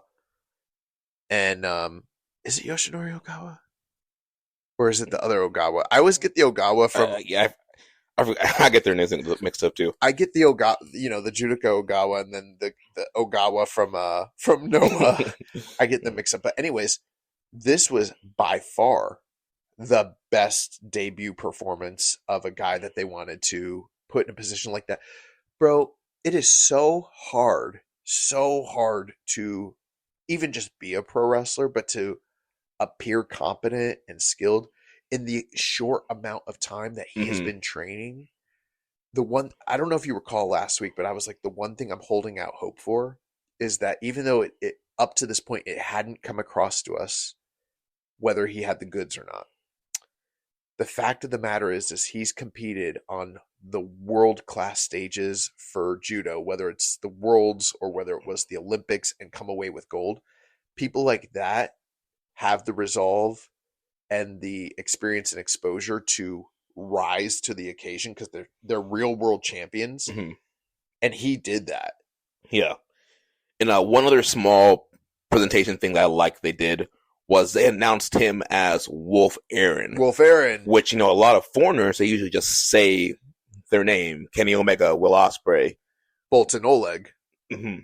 Well, Bolton, reversed it so that it would be said correctly. But, so I thought it was a good call to do it. It's still written out Aaron Wolf, but they say Wolf Aaron. Right. That's very traditional. You have to appreciate, I know that we're not all fans of his shit. We don't all always, especially in the States, love day in and day out. I'm so over a lot of the House of Torturers, and this isn't a gripe fest. This is basically me saying, I get that we don't love that shit. But this is that thing about House of Torture where I don't know if the juice is always worth the squeeze, but they have him as a failsafe, as a guy that you really do hate. You want to, as opposed to some other heels that are out there in the business, MJF. This is a guy who you can, in times of shatter glass in case of emergency, you can put him in a semifinal for one of the big tournaments like a G1. You can put him in a big title match on a giant stage if you want to get a young talent over, and you're like, oh god, I don't want this dude to fucking win. And time again, Evil has gone out of his way to make guys, and he's done it successfully time and time again. And this was a masterclass. This is the zenith of him going out there and making a guy look like $1 million fucking bucks. Yeah, very unselfish guy. And you mentioned like MJF, and this is what a heel's supposed to do. Yeah, you build the heat up, you get the heat, he cheats, he wins, you want to see him lose, and then all that is to put a babyface over. And Evil does do a great job of putting the babyface over, getting egg on his face, being made to look ridiculous, and making sure the spotlight's on babyface. Yeah, say what you will about whether you thought Wolf looked good in the lead up to this or not. A majority of the fans, I know the sickos in our Discord are, they're the outliers, but a majority of the fans desperately did want, whether you even were bought in or liked him, you wanted Evil to lose. So it was easier to invest in Wolf Aaron. What's funny? I think the last time you and I have done a Keeping It Strong style together live was what Wrestle Kingdom was it when Kenny and Ospreay wrestled? 17? Yeah, it was 2023. Okay, so 18. It's been a couple years. Yeah. And during that show, I was like, hey, Nagata's got this team. They're scouting guys. And we're like, we've heard the name Aaron Wolf. How fucking amazing. That was the first time we ever really brought up on the show. We're like, how amazing would it be if Aaron Wolf were to come to New Japan? And now, several years later, he has. And yeah, I'm so impressed. For real. Yeah. One thing I will say, going back to the old, the body, body guy. I did think relatively speaking, for the way he looked in terms of shape, he definitely got in shape. But he's got to do one of two things. You either got to get bigger and a little bit bulkier and fatter, or tone it up a little. Yeah. But either way, he still looked like $1 million. Yeah, dude. Yeah, it was great. So yeah, so the match one of the closing set here, boom, knocked it out of the park. So after that, we went into the double title match for the IWGP World Heavyweight Championship and the IWGP Global Heavyweight Championship. So the Alpha Konosuke Takeshita against Sajin Blast, Yota Tsuji. Got the pre-match VTR, and Tsuji continuing to emphasize wanting to reconnect to New Japan's history and bring back the V4. So more on that later. But we had the big entrances, and yeah, we had the match. Josh, what do you think? In the lead up to this match, going back to just last week, and I said this to several people, and every time I said it, I was met with a little bit of derision, where like, not like, that they scoff at me, but kind of look at me sideways and like kind of squint their eyes, and like, it doesn't sound like it to me. But the assertion that I made was the most important match in New Japan from a business standpoint, in terms of influence, what is going to reverberate out of the match, the most important match since Omega and Jericho. And obviously, this match didn't have the same level of enthusiasm, the same level of build, the same level of, marketability in and of itself. Mm-hmm. But that match, what it did for the numbers and the exposure and the expansion and the popularity at the time was so vital. And the whole reason that I was saying that about this match, I know it didn't have a great build. I know it didn't have, even the press conference was like, it kind of fucking sucked. Yeah, they were the first segment, but the one thing that they did say, it kind of leaned to what you were saying. I think it was Takeshita. He was like, yeah, there might not be a lot of hype for this match, but once the bell rings, essentially, like, you'll see. Well, for me, it wasn't even just about quality of match. It had more to do with, okay, we talked about this in the lead up. Out of everything that's on the show, we're like, okay, we hope Aaron Wolf is something special, but we didn't know if it would or wouldn't be. There's very little top line main event heavyweight guys that are positioned for a big spot. And when you consider the publicity of Tanahashi's retirement, the publicity of Aaron Wolf, the fact that they are on national cable, the fact that they've sold out the Tokyo Dome, you are only ever going to get one chance to have an IWGP level title match with a domestic Reiwa guy in this, in this very unique circumstance. And I was like, with Takeshita being one of the best wrestlers in the world, but just viewed by a majority of the fan base and the even the boys as an outsider, a DDT guy, an AEW guy, and them still being not completely bought in on any of these Reiwa Dojo guys, you have to break somebody away and make them. And this match is make or break for the future and legacy of the IWGP title and of New Japan. I don't think people saw it that way, but I did. I was like, you have to make this guy, because you're not. Like, Tanahashi's gone tomorrow. Yeah, there's no second chance. So next year's Dome's not going to do 46,000. Like, you're not going to sell out every year. And to do the whole, like, Cody Roman thing, where it's like, oh, well, have Roman win and we'll put it off another year because we know that we'll get a big house that can make Cody again. Like, that's never happening. That's not guaranteed with New Japan. And so to have that mindset, be like, oh yeah, like Takeshita could win and we can just do it next year. Like, no, like, you had to do it this year. The business for New Japan has been down. The other thing I was going to say is with Takeshita, he just did not get the acclaim or support for the Tokyo Sports Awards. And I know that that's kind of kayfabe-ish, but it's also political, and it represents the overall feelings of industry insiders, and it represents what they have gleaned from the fan base. Mm-hmm. New Japan's audience has been down. Their business has been down. Now, they've year over year, they've seen a lot of incremental growth, mm-hmm. but this year they've kind of stagnated. A lot of that has to do with Tetsuya Naito leaving the company, and then obviously the rest of the poaching that's taken place with the talent exchange with AEW.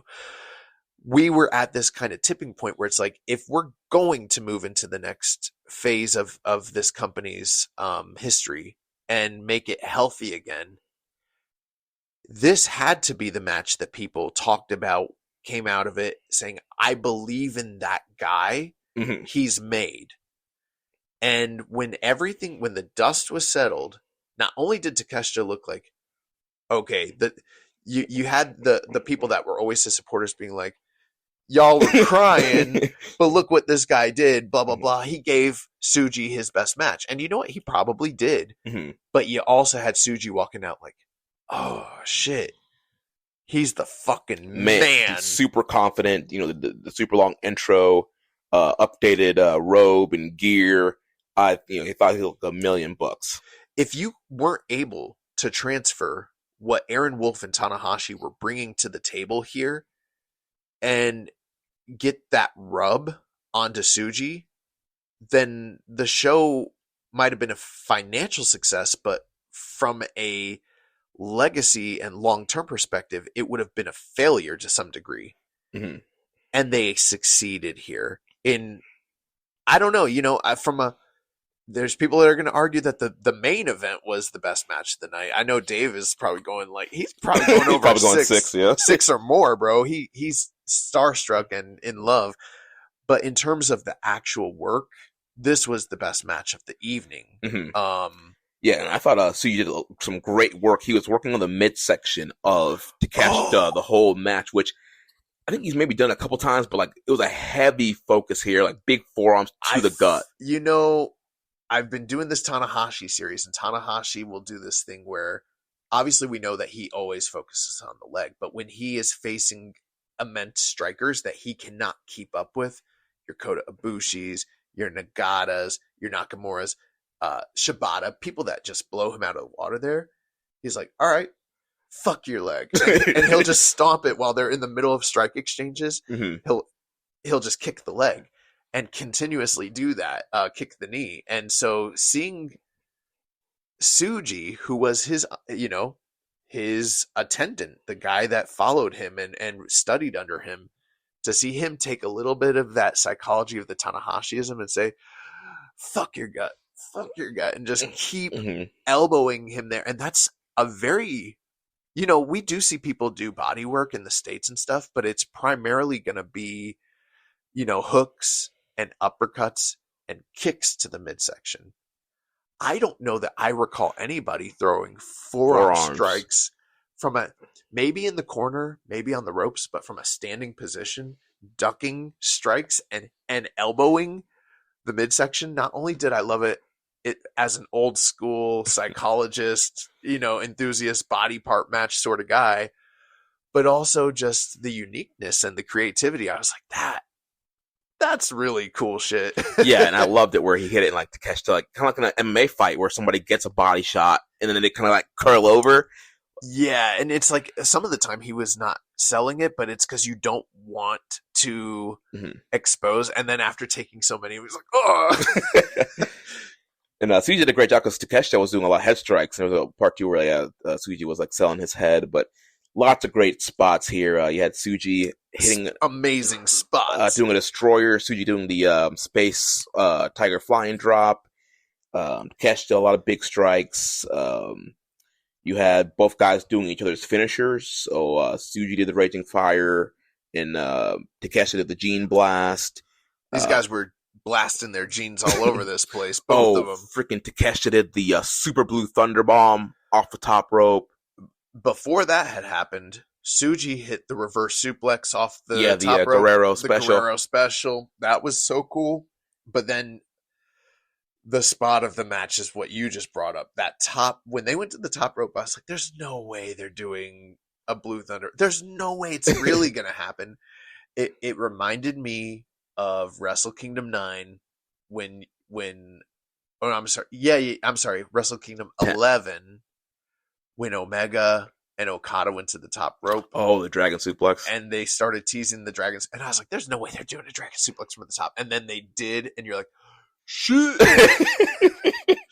That Blue Thunder Bomb is from the top rope. That's going to be one of the most indelible images I'll ever remember. And it was perfect. We spun around, full, landed.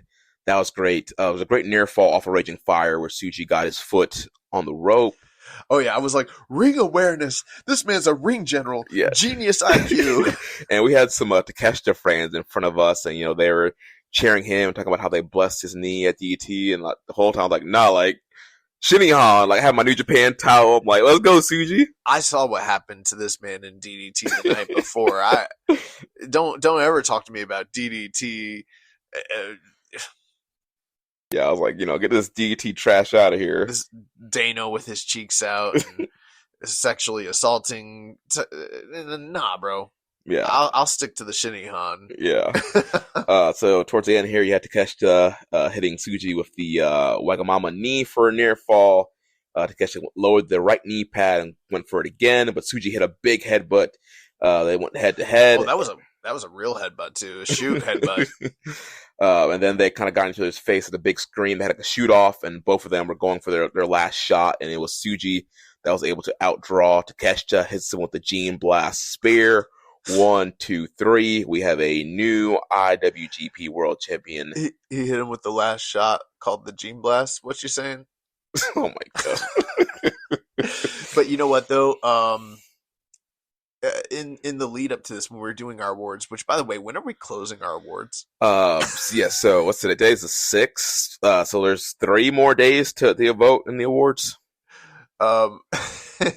But yeah, so like when we were doing the awards, we were talking about Strong Style Wrestler of the Year, and I was like, I don't know if we should have Takeshita in there. He's kind of soft. And then we're in the building, and he's killing this man. Peppering his man. And I was like, yeah, Jeremy, soft. Like I said, but he's clearly fucking murdering Tsuji. Bro, this was incredible. Yeah, awesome matchup. Tsuji gets the win, holds up both titles, crowd's very happy. And yeah, great moment. They nailed it here. Very important match, very important win for Yota Tsuji. And finally, a Reiwa guy has ascended to the title picture. But you know, for some reason, did you say that he beat him with the Boston Crab? Oh, that's right. Because I'm like, what are you talking about? Like, it wasn't. Yeah, that's right. It wasn't a Gene Blast. That's right. I forgot. Yeah, he did the Gene Blast, and then he put him in the Boston Crab. That is literally what raised the status of the match even further. Now, we've seen him in a big match before with Gabe Kidd. When he won the global title, he won with the Boston Crab. And as we all know, and if you don't know, if you're a new listener, when trainees make their debut in New Japan and they come in with the black trunks and their young lions, their only permitted finish when they start is the foundational submission, a Boston Crab.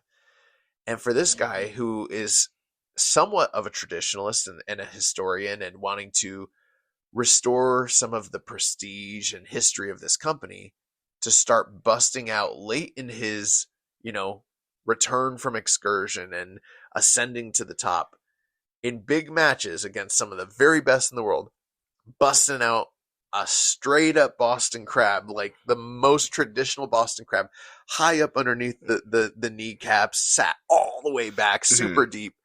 And for this, I know they didn't do a great job telling the story, but in the match it came through. The hero from New Japan put that DDT trash on his stomach, tapped that man out like a young lion. I don't think a lot of people thought he was going to tap to that shit. But we were 30 minutes in. He'd already hit him with his finish a few times, and he's just wrenching back, and it's in the middle of the ring. Kudos to Takeshita for agreeing to go out that way in that match and put this guy over clean as a sheet.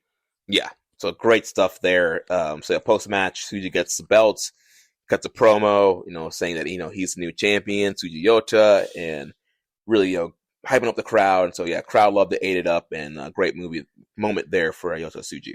And he's cutting a promo, and he starts to say IWGP Heavy Q, not World, And lo and behold, the fucking Jake Lee, the smart bastard. He might not be a smart bastard. I don't know what his new nickname is going to be, but yeah, Jake Lee, who has just returned, he's X, comes in, attacks this man. Now, again, Jeremy, what if it had been Daiking a guy? Just think about the alternate timeline where it's Daiking a guy. Because I will say this, that was the one. It was cool that there was an angle.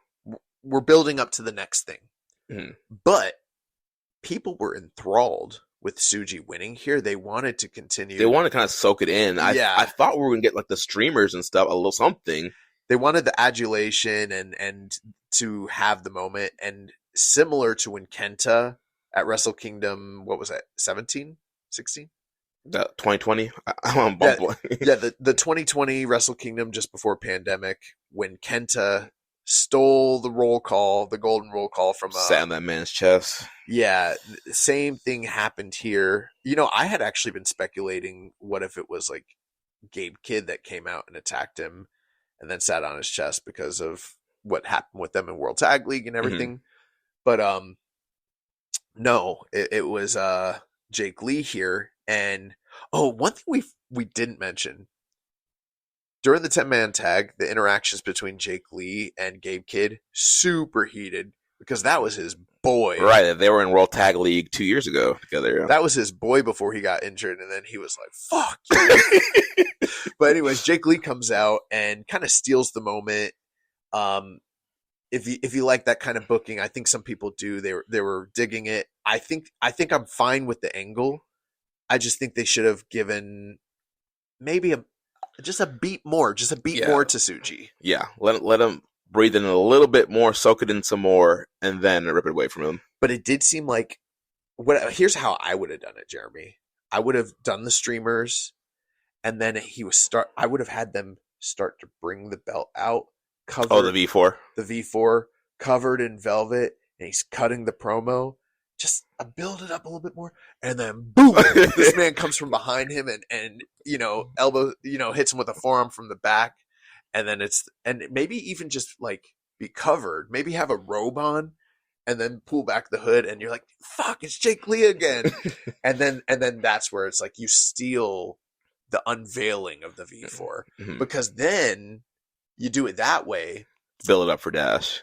People are like, he's going to bring the V4 out at Dash. You know what I mean? So that'd be my one criticism. But just, bro, I'll get to it. I'm going to save that point. But yeah, incredible. Yeah. So yeah, really, really incredible title match there. So let's jump to the main event, the match that everybody came to see one last time.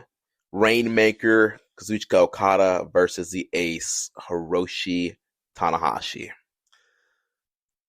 Tanahashi stated he would have new gear.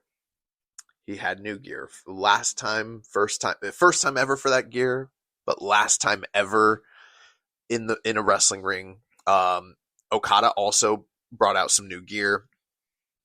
It was funny seeing people in the Discord during the entrance of Okada saying, LO, like the Freakazoid, not the AEW Freakazoids, but like the Nuja Haiden, the Shinihan freaks, kind of criticizing, saying like, imagine Okada coming out to the Tokyo Dome to zero reaction. And I was like, that's not true, bro. Bro, that coin dropped and the crowd was like, oh! When the coin dropped, the people lost their fucking minds. But then it was, I assume that's his AEW. AEW music, yeah. The AEW music is not music that you can react to because it just doesn't have the space or the cadence for anything. And the sound system, bro, the sound system and the dome and the acoustics, incredible. I've been to some open air stadium shows and it's much worse, but that place is like, I don't know how it reverberates, but you can hear everything. It's pretty great.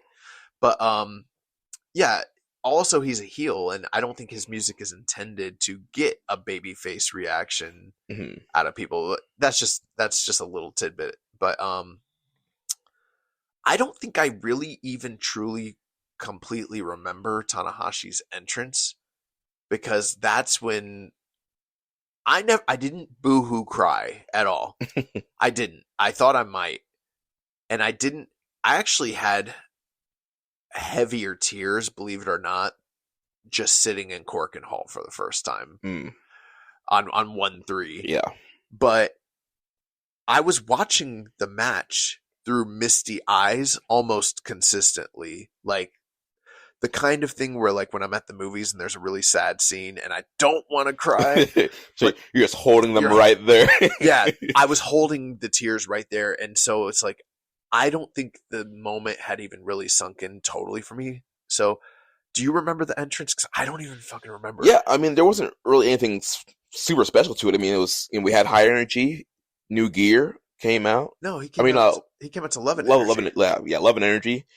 came out. And so, I mean, it was a normal Tanahashi Wrestle Kingdom entrance. There wasn't like anything super, different or, unique about it.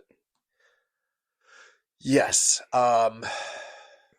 With that being said, kind of funny. They get in the ring, and I thought that we would get a similar. Remember, in Dallas in 2019, the highlight of that match was the standing ovation and the clap, and that just went on and on and on before those guys touched. Mm-hmm. We didn't get that here, and I was sort of expecting it, but you know why?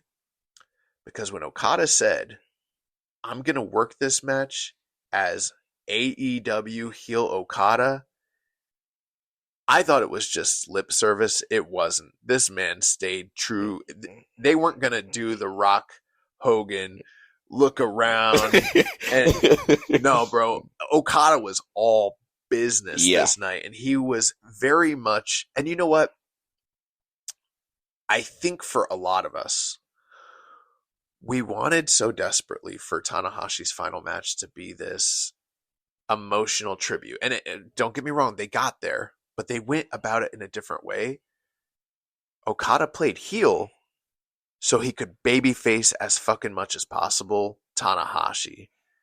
Mm-hmm. And it worked. I didn't think it was going to work, but it fucking worked, because then you were like, fuck Okada, man. Right. Like, you used to want to see this man, lose so bad. And Tanahashi on the gear, his knee pad had the lion mark on it. It said thank you to everyone from Tanahashi. And it was just like, yeah, man, like, I want to see Tanahashi beat this man and, get one last win. The match itself, I will say this. So for me, I'm still in the midst of the Tanahashi Ace of the Universe series. I'm ready to record 2015, but you know why I haven't really done 2015 yet? And this is just the truth. Because 2016 is coming up, and that's when he's going to pass the torch to Okada, and I'm not ready to watch that match again yet. I've literally been holding off because I'm like, I'm not ready to see him pass that torch and go into the downside of the rest of his career. Mm-hmm. But with that being said, just real quick, the point that I was going to make is I've been watching so many of their matches that I understand the rhythm and the order that they tend to do things. Now, every match is different. They do different things, but there is a base to their match layout. And since their final big match in 2018, they've primarily kind of been a slightly, in terms of the structure, slightly condensed, playing the hits version of what they've done prior to the final iteration of their last 4 matches. They kind of stuck to that formula a little bit here, but what changed it was Okada's performance as a heel, Tanahashi's determination as a babyface, and then the close of the match with Tanahashi appealing to all of the people that were part of his generation and stealing Okada's finisher. That's where it really ramped up. I know you got a play-by-play here. Oh, yeah. So all the hits here. So we had Tanahashi skinning the cat, a big spot there, doing the dragon screw, to Okada working over the knees throughout the match. You had a high fly attack to the outside. Honestly, that's probably the best one in a very long time. He hit that crossbody super clean to the outside and continued to work with the dragon screws. You had Okada kind of doing some of his signature spots with the neck breaker over the knee. Did the elbow drop, his lazy ass elbow drop. He did 2 of them. Yeah. The first one was super lazy, and then the second one was like a little more proper. Yeah, and then normally after the elbow drop, he does the Rainmaker pose, but first he did the the AEW middle finger pose. So the crowd heavy boo there. When Tanahashi came back, did 3 twist and shouts. One thing I will say is, with him doing the middle finger and stuff, there were fans around us and in attendance that were like, I love Okada because I'm an AEW fan, and he did such a good job being a heel that, and obviously we New Japan fans know this. The real secret about Tanahashi is you don't even have to know this man, but you watch him live and you're like, go Ace! Yes. And they were turning AEW stands into Stanahashis, you know? Yeah. And then you had Okada hitting the Tombstone Pile Driver, and then took Tanahashi out to the ramp. Did the Tombstone on the ramp. So great near count out there. Tanahashi literally having to crawl hands and knees. The whole crowd's behind him. He gets in right before the 20 count, and then another Tombstone from Okada. And then, it looks like he hasn't beat. He, pulls him up, and he's smiling. And then he goes for the Rainmaker, where Tanahashi did some shotes. Okada hits a big lariat, and then Tanahashi ducks a lariat, hits a Rainmaker of his own. That was a cool spot there. And then you had Okada coming back, putting Tanahashi in the Boston Crab. And after seeing 2 submission victories back to back, I was like, oh God, is Tanahashi are we gonna see a replay of Walter and John Cena? This man's gonna tap out to a Boston Crab but be smiling and looking up. And then we had some tributes here. Tanahashi doing the PK from Shibata, and then him doing the Nakamura dance and doing the Bomaye knee strike. I loved those things because he did the Nakamura, like the Yao, but he did it like the wrong way. And then he did and speaking of Nakamura, if you noticed in the match prior to this, Takeshita had the red armband. Yeah. And I was like, that's Nakamura's armband. And he talked in the press conference about being told about how there were wrestlers that couldn't be there in attendance but wanted to be represented and entrusted him with carrying on the legacy. And it's like, oh shit. But yeah, he did that, and I was like, it's just so funny because like Tanahashi is known for stealing opponents' signature moves and other people's moves in big spots, but like he's also so broken down. He did the worst Bombaye, but it didn't matter because of the emotion of it all, and people are like, yes. So after the Bomaye, he did the high fly flow for a near fall. Then Tanahashi put Okada in a full Nelson. Okada break free, went for the Rainmaker, but Tanahashi hit a sling blade, and then he hit a beautiful suplex into a bridge, hit the high fly flow in the back, and then he went to do it on the front. Okada got the knees up. He had a big strike exchange. Okada got control, hit a Rainmaker, covered Tanahashi, but he kicked out. Okada wanting Tanahashi to stand, and Tanahashi uses Okada's body to pull himself up. Okada body slams him, does the elbow again, and then he does the traditional Rainmaker pose, harkening back to his, true self, and then hits the Rainmaker one last time. 1, 2, 3. Kazuchika Okada defeats Hiroshi Tanahashi. The thing with this matchup, one thing that's very historic, besides just selling out the Dome, besides just being Tanahashi's retirement match, we hadn't really talked about this too much, but the only match in history that has headlined the Tokyo Dome on 4 separate, not just Wrestle Kingdoms, the whole history of the Tokyo Dome, there's never been a series of matches that have headlined it 4 different times. And Tanahashi has gotten the better of Okada in the first 2 iterations. And yeah, he lost the Wrestle Kingdom 10 match, but the story had always been Okada's good enough to beat Tanahashi, and he might hold the lead in the series, but when it comes to the ace, you don't count out the ace in his building. Mm-hmm. Tanahashi has headlined the Tokyo Dome more times than any combat sports athlete ever in history, and that's where he rises to the occasion.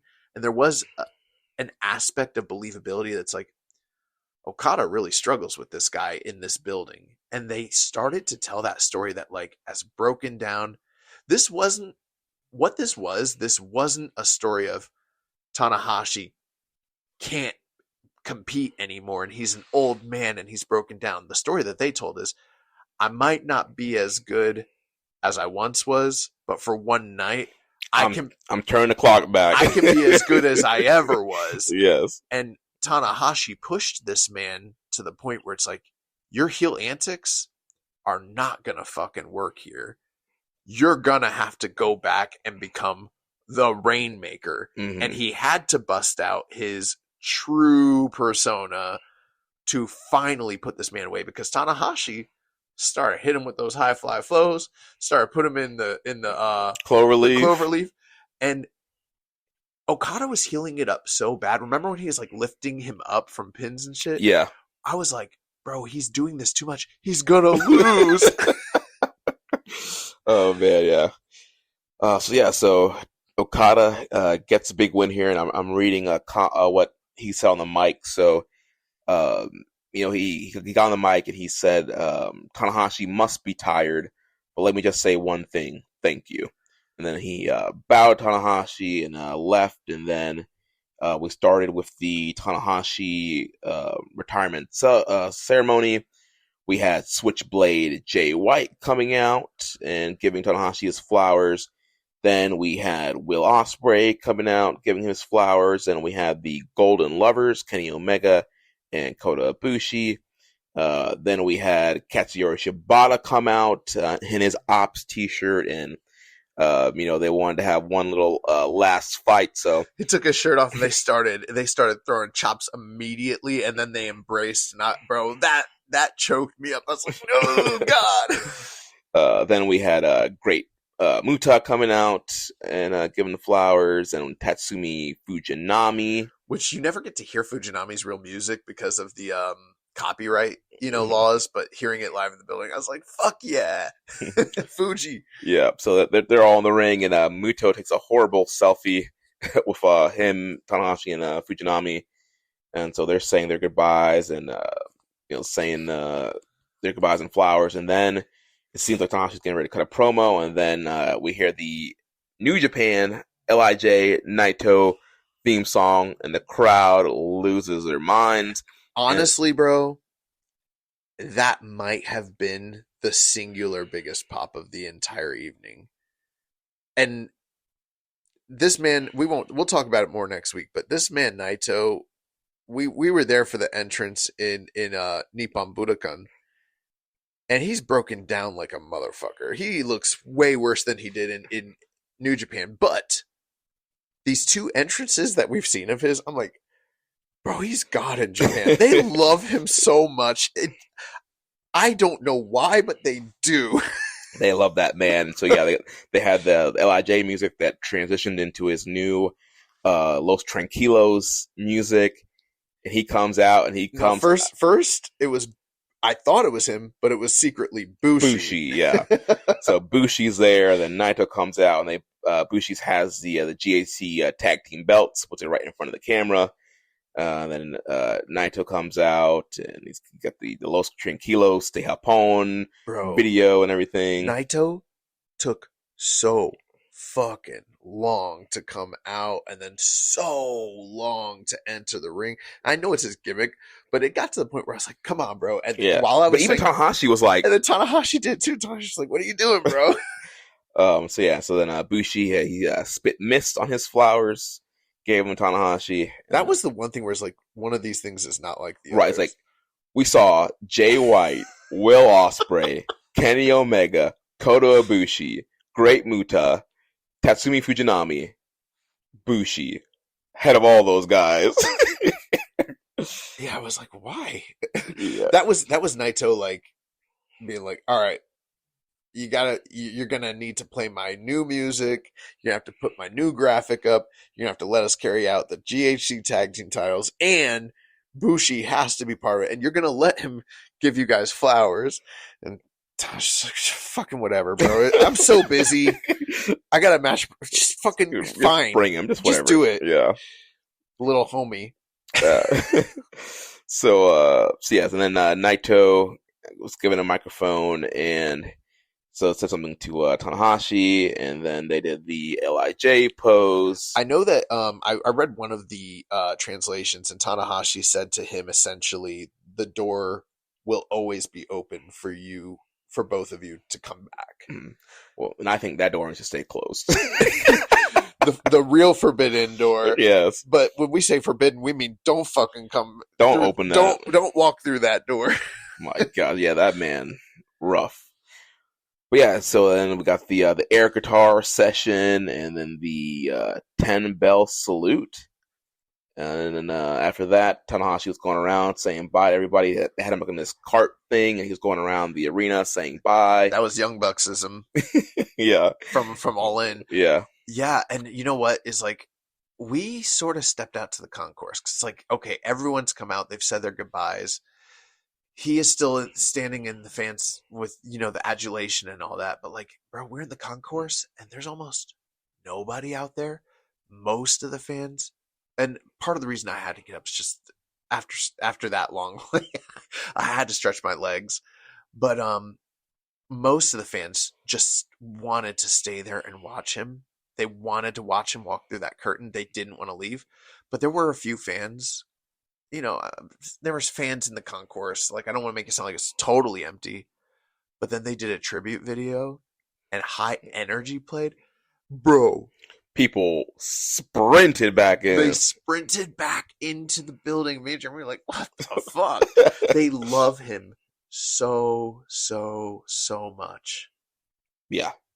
So a really great emotional moment there. Great video. And it's overall, it's a really great Wrestle Kingdom. Those last 3 matches were really delivered. One criticism, just one. No Nakamura. Yeah, and we saw the report, but there might be more to it because we've heard a little bit of bumblings. Nothing official to us, but I know that members of Social Suplex have heard some things and are doing some double fact checking before, because we do real journalism. We do the research. Yeah. But I don't know the full story. I think members of Social Suplex's team will have the full story, but I know Brian Alvarez had a story today. Yeah, he mentioned that Nakamura was booked for like a 1-minute segment on SmackDown so that he couldn't make the trip to Japan. Yeah, and the other thing too is I saw a blurb, I think it was from Tokyo Sports, don't quote me on that, where he said, I tried everything humanly possible in my control to I'm kind of paraphrasing, but either like be in the match or be there in attendance, to participate in the ceremony. So it didn't happen, unfortunately. Yeah, that is a shame. That really is a disgusting shame. He should have been there. Like, that's the one. 2 things coming out of this. One, I was with some fans that were they didn't speak English hardly at all. They're like Japanese, and we were talking about wrestling, yada yada. One of the guys decided he wanted to express to me the importance of Tanahashi, right? And he was like, how do you say Tanahashi? How do you say he's all people? He's for everybody. He's everyone. Our heart.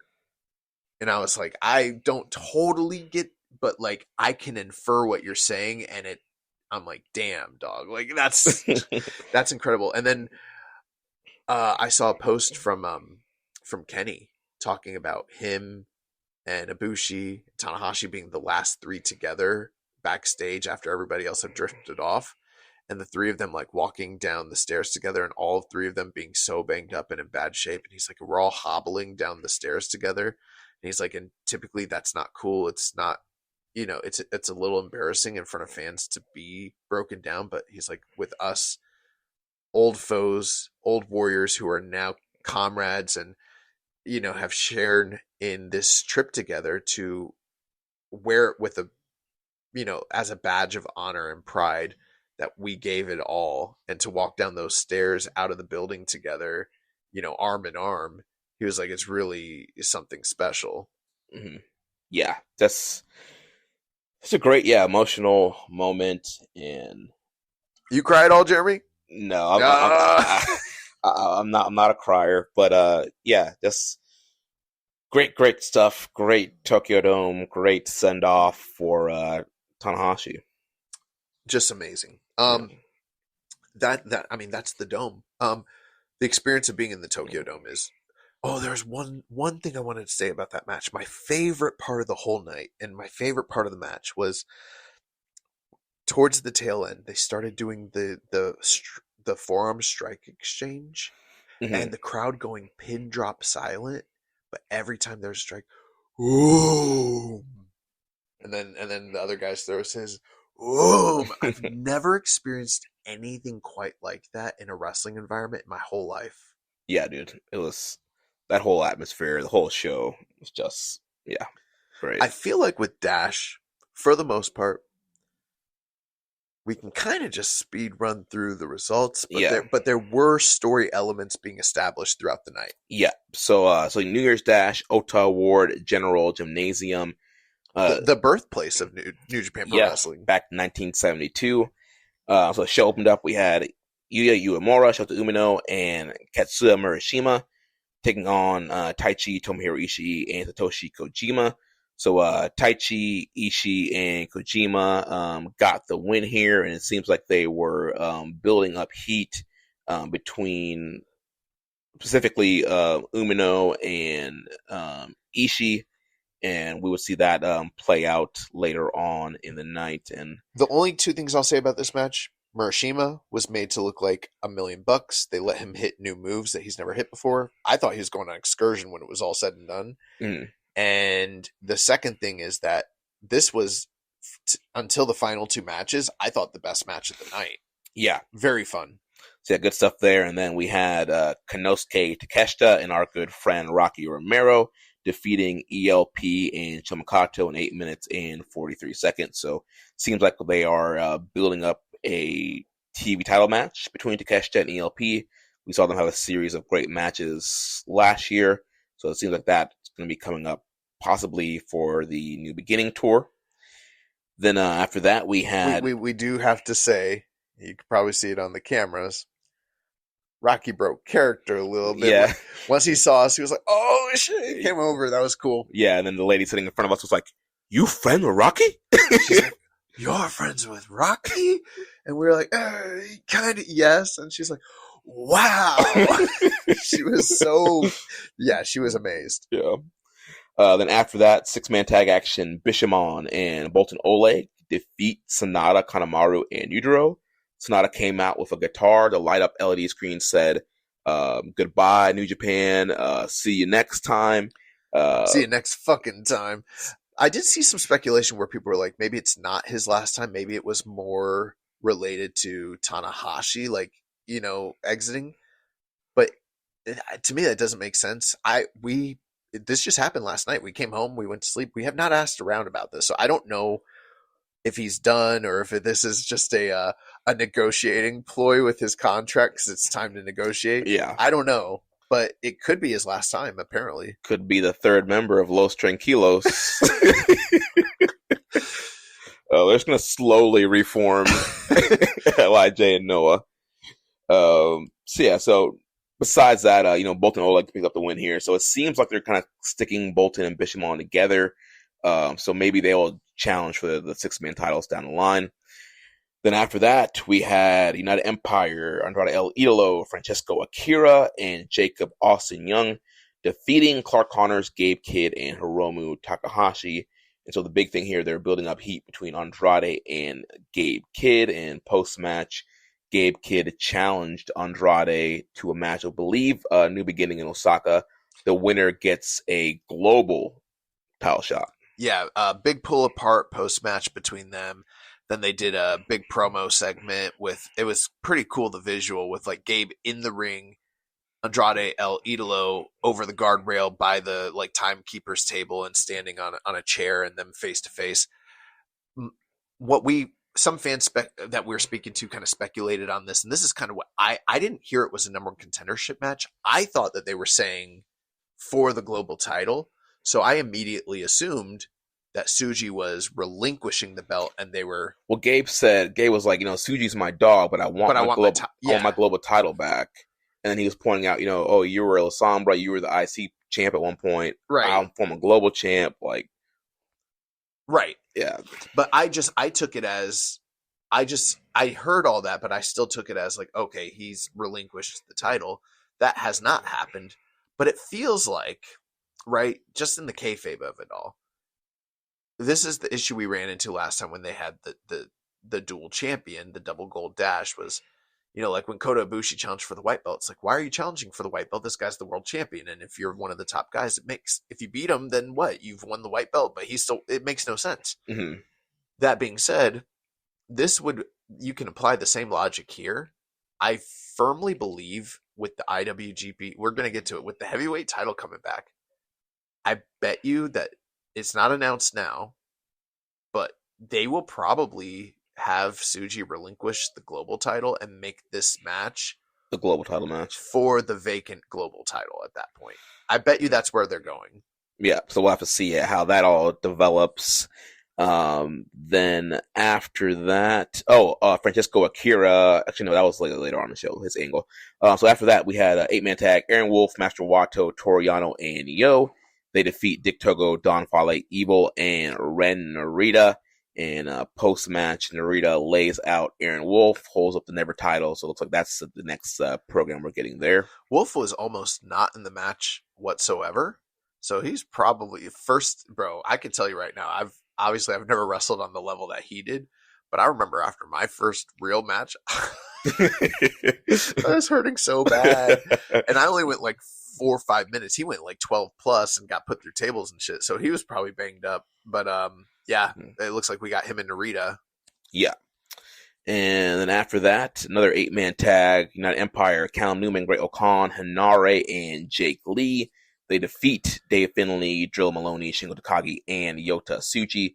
So like we've been alluding to, during the Bullet Club War Dogs unaffiliated entrance, Tsuji comes out. He has a global title on his shoulder, and then his jacket's all buttoned up, and then he opens the jacket. The V4 title's there. The announcer is making his thing, and he's about to say, IWGP World. Tsuji comes over and stops him and whispers in his ear, and then he says, IWGP Heavyweight Champion and Global Champion Yota Tsuji. So the B4 is back, and it's being called the Heavyweight title, not the World title. Tsuji cut a promo, and yeah, so Josh, what are your thoughts on B4 being back? I was so excited. The seats in Oda City Ward Gymnasium, oh my gosh, were torturous. The strong style bleacher. Yeah, why in Japan is everything's strong style? The beds are so stiff. Everything's stiff, bro. The chairs are so stiff. I had bro. I've got a problem.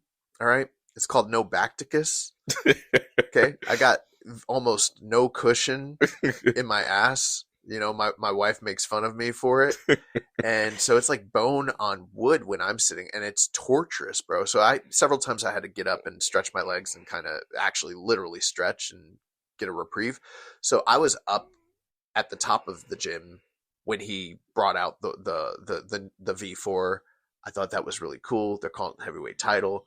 We did talk to some officials in the company at the end of the night. We're like, so are y'all going to explain to us whether we're retconning things and how everything is going to be, so we could let our listeners know? And they're like, you could tell they're kind of holding back a little bit. So it's like, I'm sure we'll get something to address that. And they haven't even put an article up on the site yet. So they're probably really trying to figure what's going on. I think it's very simple. I mean, the simple answer is you retcon it and you basically just throw the entire IWGP World Heavyweight lineage into the IWGP lineage.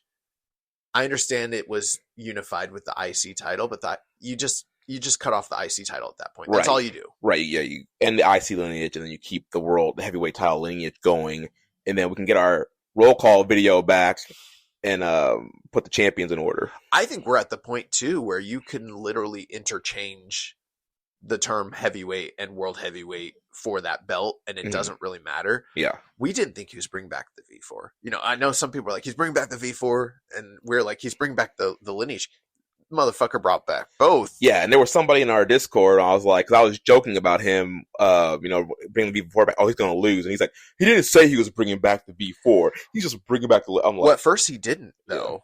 Yeah. I mean, but he's been talking about bringing back the OG belt for so long. And even the BTR, he was like, I'm bringing back, IWGP heavyweight title. Yeah, but then he didn't say he did talk about just the lineage. He didn't say, I'm bringing back the design, but because they showed the design in the background while he said those things, it alluded and inferred that, yes, in fact, that's what he would do.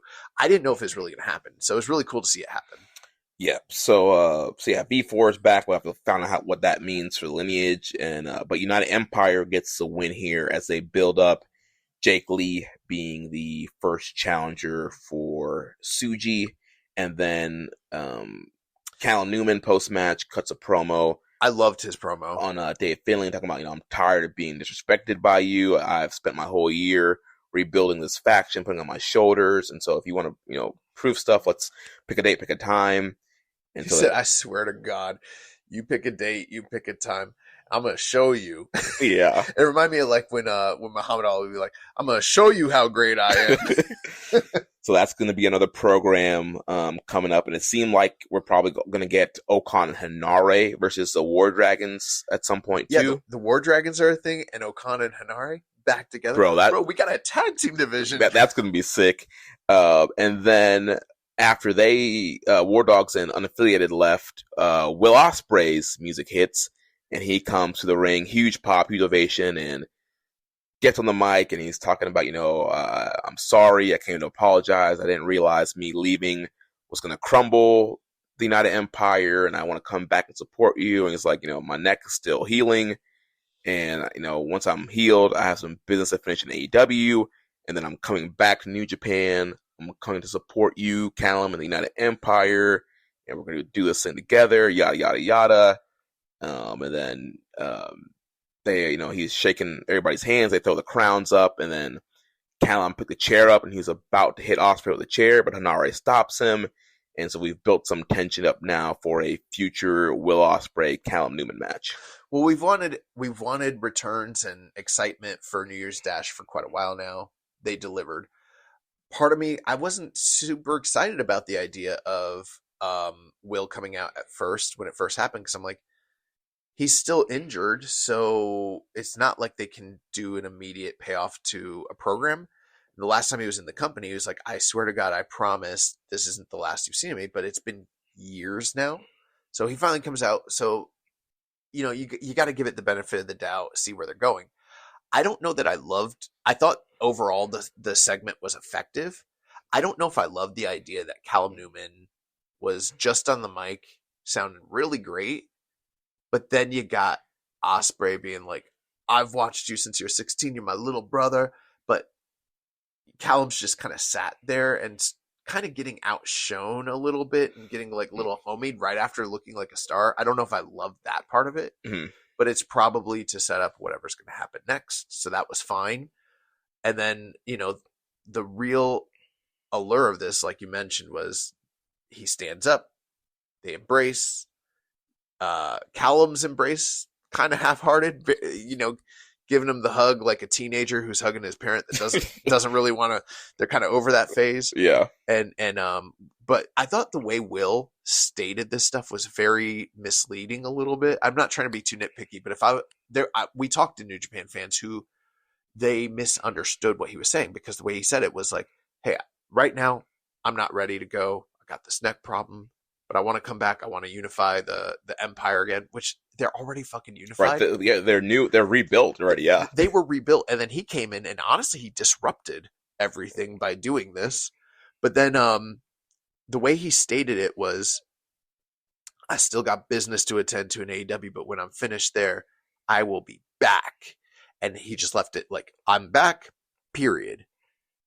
It sounded to people like, when my contract is up in the other company, I will come back full time. But obviously that is not what's happening. Right. He's going to probably come back, work a program, right, and still be working AEW. So I thought that was a little interesting the way he worded that. It was a little misleading for some fans. Mm-hmm. But then, Callum Newman grabs the chair. And I thought it was interesting, like Jake Lee's kind of in this. Jake Lee didn't even touch Ospreay. He wouldn't shake his hand. He's just like kind of like indifferent. He's just sort of there. But then Okan and Hanare, they're all geeked out. They're so happy, like dad's back. And Callum Newman he tried to pull a Seth Rollins and hit that man in the back of it with the chair, and they blocked it. So I don't know. I'm wondering if I'm Ospreay. You know, people have never claimed for him when he was like, I didn't know it was going to hurt the group by me leaving. All right, you dummy. You're the leader of the group. Of course it's going to hurt the group. Right. What did you think? So the next question is like, is he going to be smart enough to play back does he have the time to watch the footage of his protege about to turn on him with the fucking chair, or are we just gonna pretend like he didn't see that shit? You know what I mean? But with all that being said, effective angle, people were excited. We're moving on to Callum and Finlay for now, but this has disrupted the Empire, and I'm like, it's cool because we want faction shakeups, we want intrigue, but they just got unified that same night. So I'm like, I don't know where they go. And I guess it's hard to speculate. Yeah. I mean, I think ultimately this is going to build hopefully a big, Callum versus Will match on some big show to really help elevate Callum Newman. It is smart in the sense that he's clearly not the leader. We speculate. Would he be the leader of the group? He's not, but he is the glue that's held them together for now. Mm-hmm. Jake Lee is the centerpiece. You got Will waiting in the wings, but this is all centered to get Callum ready, which is what we've been saying, and I've been saying that he still needs some seasoning. He still needs the exposure, the time, and I think they're doing the right thing there. Yeah. I will say this. I gotta say it. I don't fucking care. Fuck Will Ospreay, bro. And I'm not saying this in a this isn't a gimmick. It's not a bit. It's not anything. It's not an anti-AW thing. Fuck him for real, like as an actual person. I've had interactions with this dude on several occasions and heard so many stories over the years, whether from just fans, from journalists, the speaking out stuff. He almost every time that I've been around this guy, he's been unpleasant. Even when we spent time with him in Texas at All In, I felt like he was kind of a bit of a dickhead, being at the pool, being like, oh, I won't say what it was. I don't want to put that out there, but like basically something super obnoxious, honestly. And dismissive. He's always dismissive around fans. When he was at our party in New York, I felt like he was extremely standoffish and a fucking dick, and all the other boys are there and all the other girls are there. And interacting with us. Being nice. Honestly, bro, he's an asshole. And I know that people have been like, oh, he's grown over the years, and like I had that terrible experience with him in New Orleans many years ago, when he told me to fuck off. And at the time, like, I didn't have as thick skin. That kind of hurt my feelings, but it's whatever. I don't care about that shit anymore. Obviously, I've always been very objective about him as a worker. I think he's one of the greatest wrestlers of all time, and I've always been so complimentary. But he did some shit, and if you go back on New Japan World, you might see it. I don't know if it caught the cameras, but it fucking pissed me off, dude. A little 4 or 5-year-old kid ran down. We're sat by the blue entrance where the heels are coming out of. And a little kid runs down, 4 or 5 years old, with a small pad of paper. And obviously nobody really knew that like Ospreay was going to be there. It was very clear that this was probably one of his favorite wrestlers. This kid didn't come down for anybody else the entire night. And he sat right there by the gate. We are so close to the wrestlers, like so much so that Robbie Eagles and Rocky Romero, they're able to come, dap us up, say what's up right there. This little kid is right at the gate. Will Ospreay's coming back.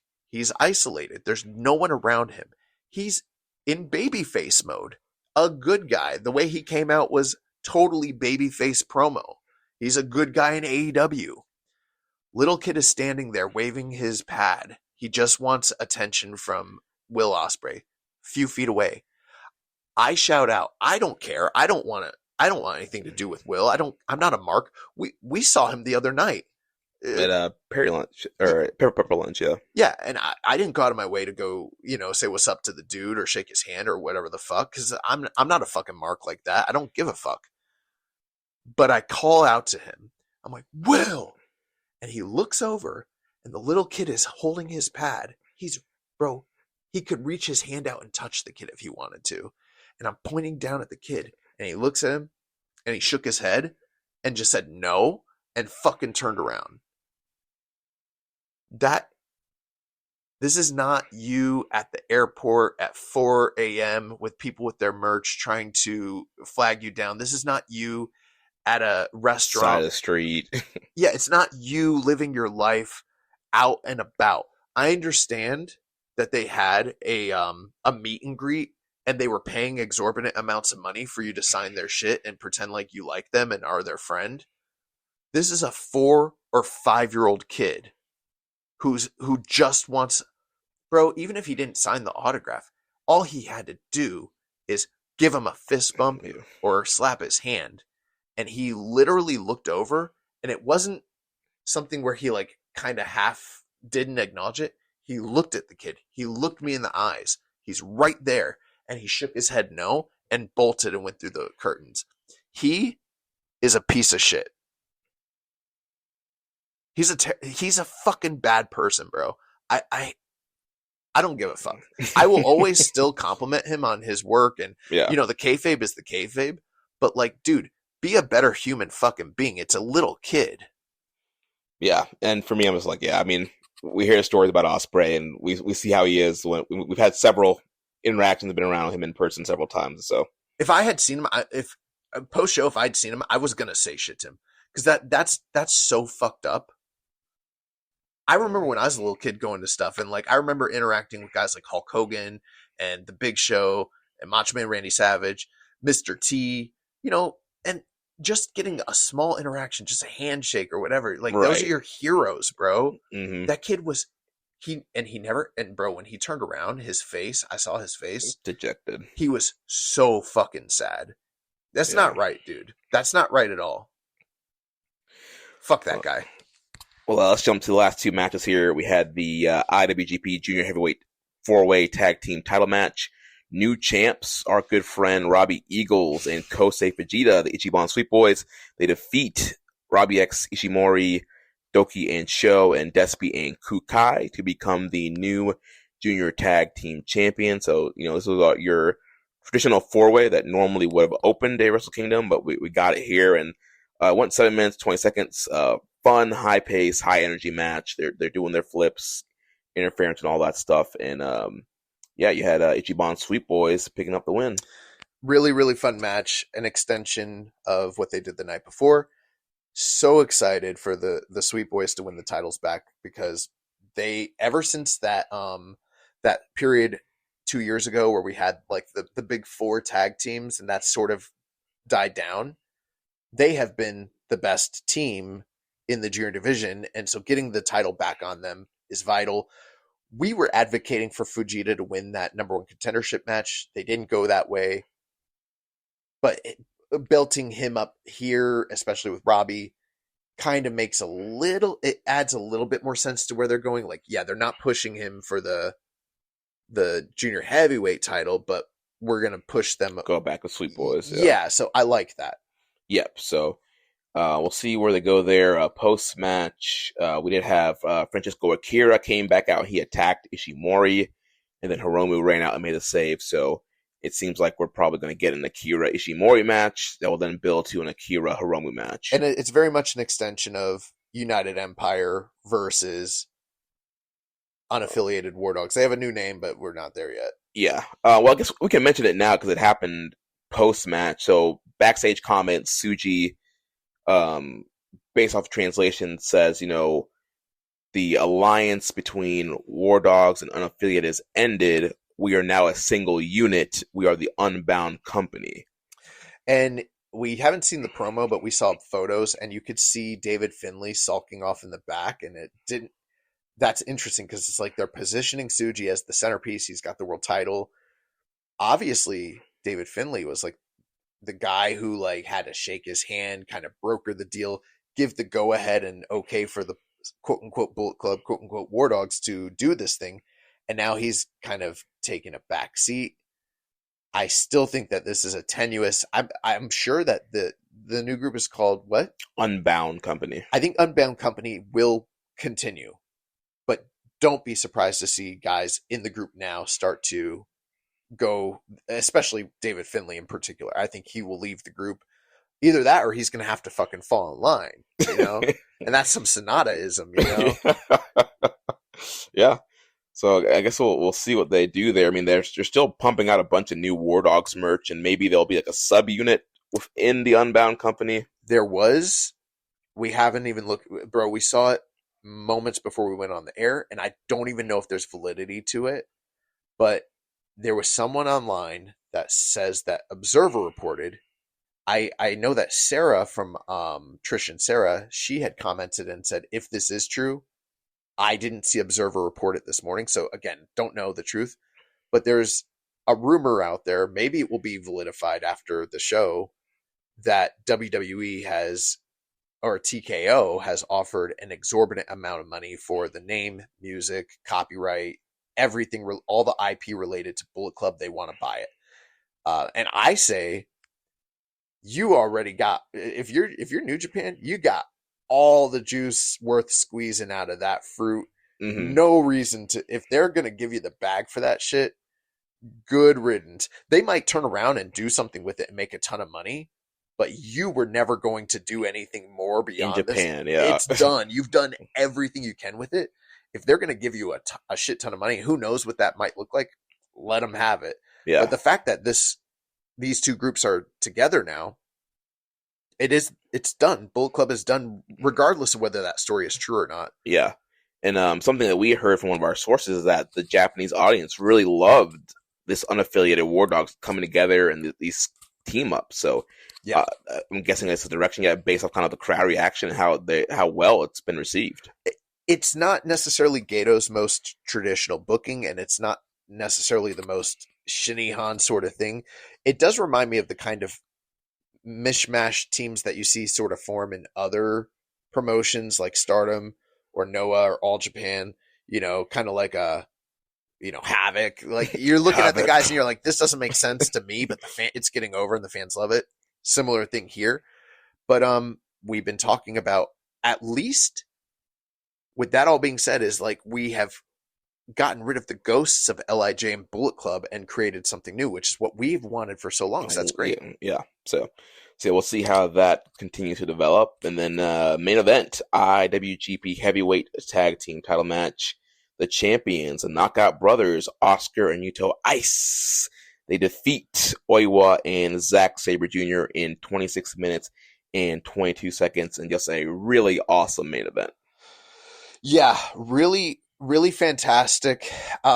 Somebody, one of our friends, I think it was Brian, who, shout out to Brian for hooking us up. I know I said I wasn't going to do shout outs, but we have so many people to shout out. But Brian was there at that show with us, and during the post, he was like, as great as the Tokyo Dome was, imagine if you had nixed a couple of the earlier matches, just like you got rid of the 4-way and you got rid of the entire Rambo, and then you put this these two tag title matches on the Dome, on the undercard. You're talking greatest show of New Japan, like all time, like territory. Mm-hmm. But these were two really great matches back to back, but this one, oh my God. I've never seen one of the classic New Japan tag team matches. No, that's not true. We have. We've seen a classic New Japan tag team match before. Golden Lovers versus Naito and Hiromu. That was fantastic, but it is different seeing it in Japan and being there for this and seeing how it built, and the interactions between Oiwa and Yuto Ice, and then Oscar, more monster, bro. Mm-hmm. Yeah.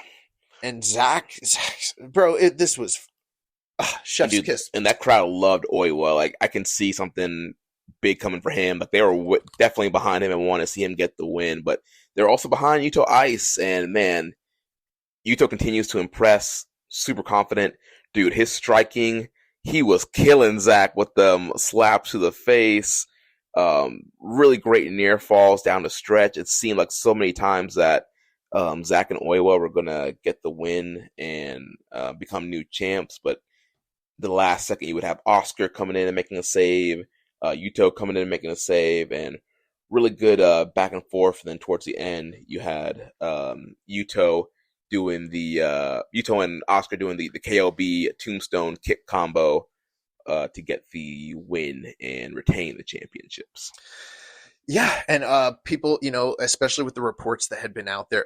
By the way, how fucking funny was it with Sean Ross Sapp's report a day or two before the Tokyo Dome, being like, "We're getting breaking news that other former talents of note from New Japan will be in attendance for Tanahashi's retirement." It's like, oh no shit! Like, wow, really? People that he worked with are coming in, but with the reports about them getting like an offer from WWE. I don't know if that's valid or not, but they are, that they're still negotiating, and who knows if they're leaving or not. There was the speculation, like, would they retain the titles here? Would they drop them? TMDK just killed it in World Tag League. And, by my standards right now, these are the two best tag teams in the company, but we're starting to get a real division again. Right, where we got Hanare and Okan, we got War Dragons, obviously Bishamon's always there. With that being said, though, to see the two best tag teams that New Japan has to offer in Ota City War Gymnasium, get a lot of time, see all these guys shine, see the crowd, and the near falls were fantastic. Oh yeah, there were so many times I thought Yuto was cooked. Oiwa did he blocked the jackknife. Well, he blocked the one grip and he spinned around and did the other way. I was like, oh, he got him there. And yeah, they did that whole like the jackknife pin combo. Yeah, there were so many things that they did that made thought that Knockout Brothers were going to lose. They did the double submission spot where they had Knockout Brothers. And Oscar, yeah. In a lot of cases, you always can kind of tell, okay, they've got the two submissions on. This is not going to be the finish. But they were so deep, and Oscar, to me, is kind of the more, in terms of the kayfabe right now, he's the more liable of the two to potentially take a pinfall. And it's Zach twisting up those long limbs. I was like, this might be it. Yeah, because he trapped both the arms, and he's fighting, trying to get to that bottom rope, and he got it. Yeah, it was awesome. Yeah, a fantastic match. Just bro, we'll talk more about it next week. But we went to 4 shows. Every show we went to, we saw a banger, at least one banger, if not more. Yeah, if not more. This was match of the night. Just fantastic, and it makes all the sense in the world. They wouldn't have gotten that amount of time in the Tokyo Dome. Right. So I'm glad they did it there. Then post-match, we had Yuya Uemura and Shota Umino coming out wanting to challenge, which was a little weird since they had lost the opening match and Umino was getting booed. He got and then he tried. That's the funny thing is, like, Umino came out the night before, great reactions, and then he has the new fuzzy britches gear, which I think looks really great on him. And we're like, man, this whole thing might start to work. And then they came out earlier in the night, good reactions. I think what it is that Knockout Brothers won, and the crowd loves them. They didn't want to see anybody really rain on their parade, and then when it's Umino, he's an easy scapegoat. Boo! And this man, you could see on his face, the face of a man who did not want to get booed that night, and it kept going, and he's like, fuck. So yeah, he's challenging them, and then Taichi and Ishii come out, and it looks like they're challenging, and they're everybody's getting each other's faces. Yuya and Yuto, they have smoke from their singles match last year and the tag title challenge. They got into it. Yeah, they're pushing, and like Uemura's like pushing, because Umino's trying to hold back Yuya, and Yuya's like pushing Umino off of him, and they're getting each other's face. So I'm not sure quite what the deal is. I don't know if they're doing a 3-way or if it's going to be like Ishii and Taichi versus Yuya, and Umino winner gets Knockout Brothers. So we'll have to wait and see what the New Beginning tour is going to look like. Yeah, and that is it. Those are the 2 big shows. Jeremy, I know there's a lot more we could be saying. We've held back a little bit on the show. We've had a lot of experiences. Right now at the time of this recording, it's 1/6. Yes, where it's January 6th in Japan right now. Yep. Jeremy goes home tomorrow in the evening. I leave early on 1/8, so just a little bit more time. But I feel like, even though this might be a little bit of a condensed version of the show, but we've gone a good amount of time. We have stuff we want to talk about. The awards are coming up. Yes, so few more days to vote on the awards, and we'll probably announce the winners next week. So yeah, go ahead and get your votes in. Very interesting stuff happening there. A lot of the categories, a lot of close races. So We vote. got that. We're gonna do a preview show for the upcoming Blue Justice on the New Beginning tour, and then I think we want to talk a lot more about our experiences here. In Fukushima, Tokyo, people we've met, people that we've spent time with, places we've been, the food that we've eaten, the cultural things we've learned, the shows we've been to. Mhm. There's a lot that we want to get into, and I don't think we have enough time Right. on this episode to really dig into that. We will. I know we didn't take questions this week. We will be taking questions next week. We also didn't do the wrestler of the month and the match Oh of yeah. the month. We'll get. We have them picked, but Yeah. we just overlooked it. This is always, our free form. I know that there are a lot of you who are listening, first time probably ever. Stick with us. Stick with your boys. The best coverage in New Japan that's out there, English speaking world. Shout out one. We can't. Don't start it. We can't start it. Do we want to make the formal announcement about what we're doing with Patreon, or do we want to hold off on that? I guess we can kind of talk about what we're going to do, but I think we've kind of talked about wanting to move the live video, essentially killing the $10 tier and moving everything to $5. Yeah, it's just we're giving you guys some great content, and I know that there are a lot of you that are on the $10 tier. Not a lot, but there are those of you who are on the $10 tier primarily just because you want to support us to a greater degree, and some of you because you want to get everything that we're doing. But the reality is, with the amount of work that we have, our family lives, I don't think that we talked it over, and we felt like the big differentiation between $5 and $10 tier at this point, it's not the extras that we're giving you, it's the live video and audio. A lot of podcasts just do that shit for free. Yeah. We would like to just amalgamate and have all the extras, all the series that me and Jeremy has some stuff in the works. I'm going to finish up my series here in the next few months. And we would like a lot of you who are on the Patreon, and those of you who are listening who are considering to jump on, to just have access to everything for one fair price. And we feel like the $5 tier is more than fair. I know we didn't get this out. This wasn't intentional. Some of you are listening. You're like, I already paid for January. It wasn't. We weren't trying to like get your money or anything like that. It's just it's a busy time of the year. But I think starting in February, everything will move to the $5 tier. We would like those of you who are on the $5 tier, if you'd like to join us on the live video and audio of us recording, I think that'll be a better way to create community and everything around the show. Anything else you want to add, Jeremy? No, I think that's pretty much it. I think we also talked about maybe potentially even doing like one free video show a month. Well, we had started that, but we stopped. No, we've never done. We did free video shows. Yes, we did. We did? Yeah, when we first started, we were like doing like one every like month or one every other month. We've done a few, Okay. and then we stopped. Well, I think we'll go back to that, and yeah, so that's pretty much it. So next week we'll be back, and we'll talk more about Japan, awards, and all that stuff. So remember, if you want to watch our show live, listen without ads, sign up at patreon.com/KI StrongStyle. You can also make a donation by visiting socialsuplex.com/donate and clicking on the donate button under the Keeping It Strong Style logo. Make sure to connect with us on social media on X and Blue Sky. Follow us at KI Strong Style, at Social Suplex, at Jeremy L. Donovan, at YB_Josh and Liger. On Facebook, follow us at facebook.com/Social Suplex. On Reddit, I'm the Pro Black Guy, and Josh is Keeping It Strong Style. On YouTube, we are at Social Suplex.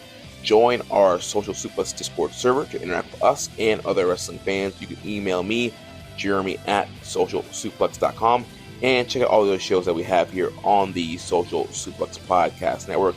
One Nation Radio with Rich and James, All Things Elite with Floyd and Austin, Imps AEW Adventure, Wrestling Art with Chris Slings, Tone Talk with Ali, Ann, and Leah, and the Trish and Sarah Wrestling Podcast.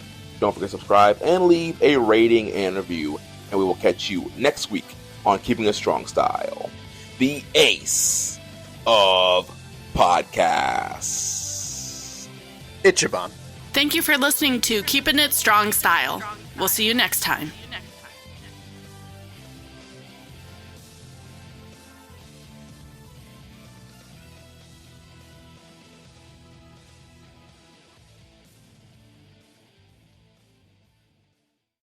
Thank you for calling the Bombas Comfort Line. Bombas make socks, slippers, tees, and underwear made with the highest quality materials. Press 1 for comfort, 2 for style, 3 for donation.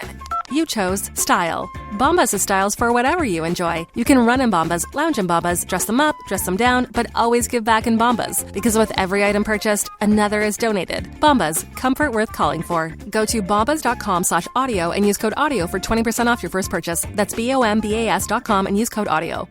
If you're a podcast host, listen up, this one's for you. My name is Allie Jackson. I'm the host of Finding Mr. Height, a dating and relationship podcast that I've been doing for 4 years now, sharing my positive and practical approach to dating that's built on my own life experience. And I wanted to share another experience that I've had, my secret behind monetizing my show. It's called Red Circle, and I was just telling my colleague about how much I love their platform. With Red Circle, not only am I getting a seamless hosting experience, but I also love the support I receive in ad sales. It's not just typical ad sales either. It's targeted opportunities based on my show and my life. And the platform is super simple. You just set your preferences and Red Circle matches you with sponsors that align with your show. You can vet every opportunity and their platform gives you great analytics. More recently too, my Red Circle team has brought me opportunities outside of my podcast on social media to really augment the podcast partnerships, bring them full circle. I just can't recommend them enough. If you want to give it a try, go to redcircle.com to get your free trial. That's redcircle.com for a free trial.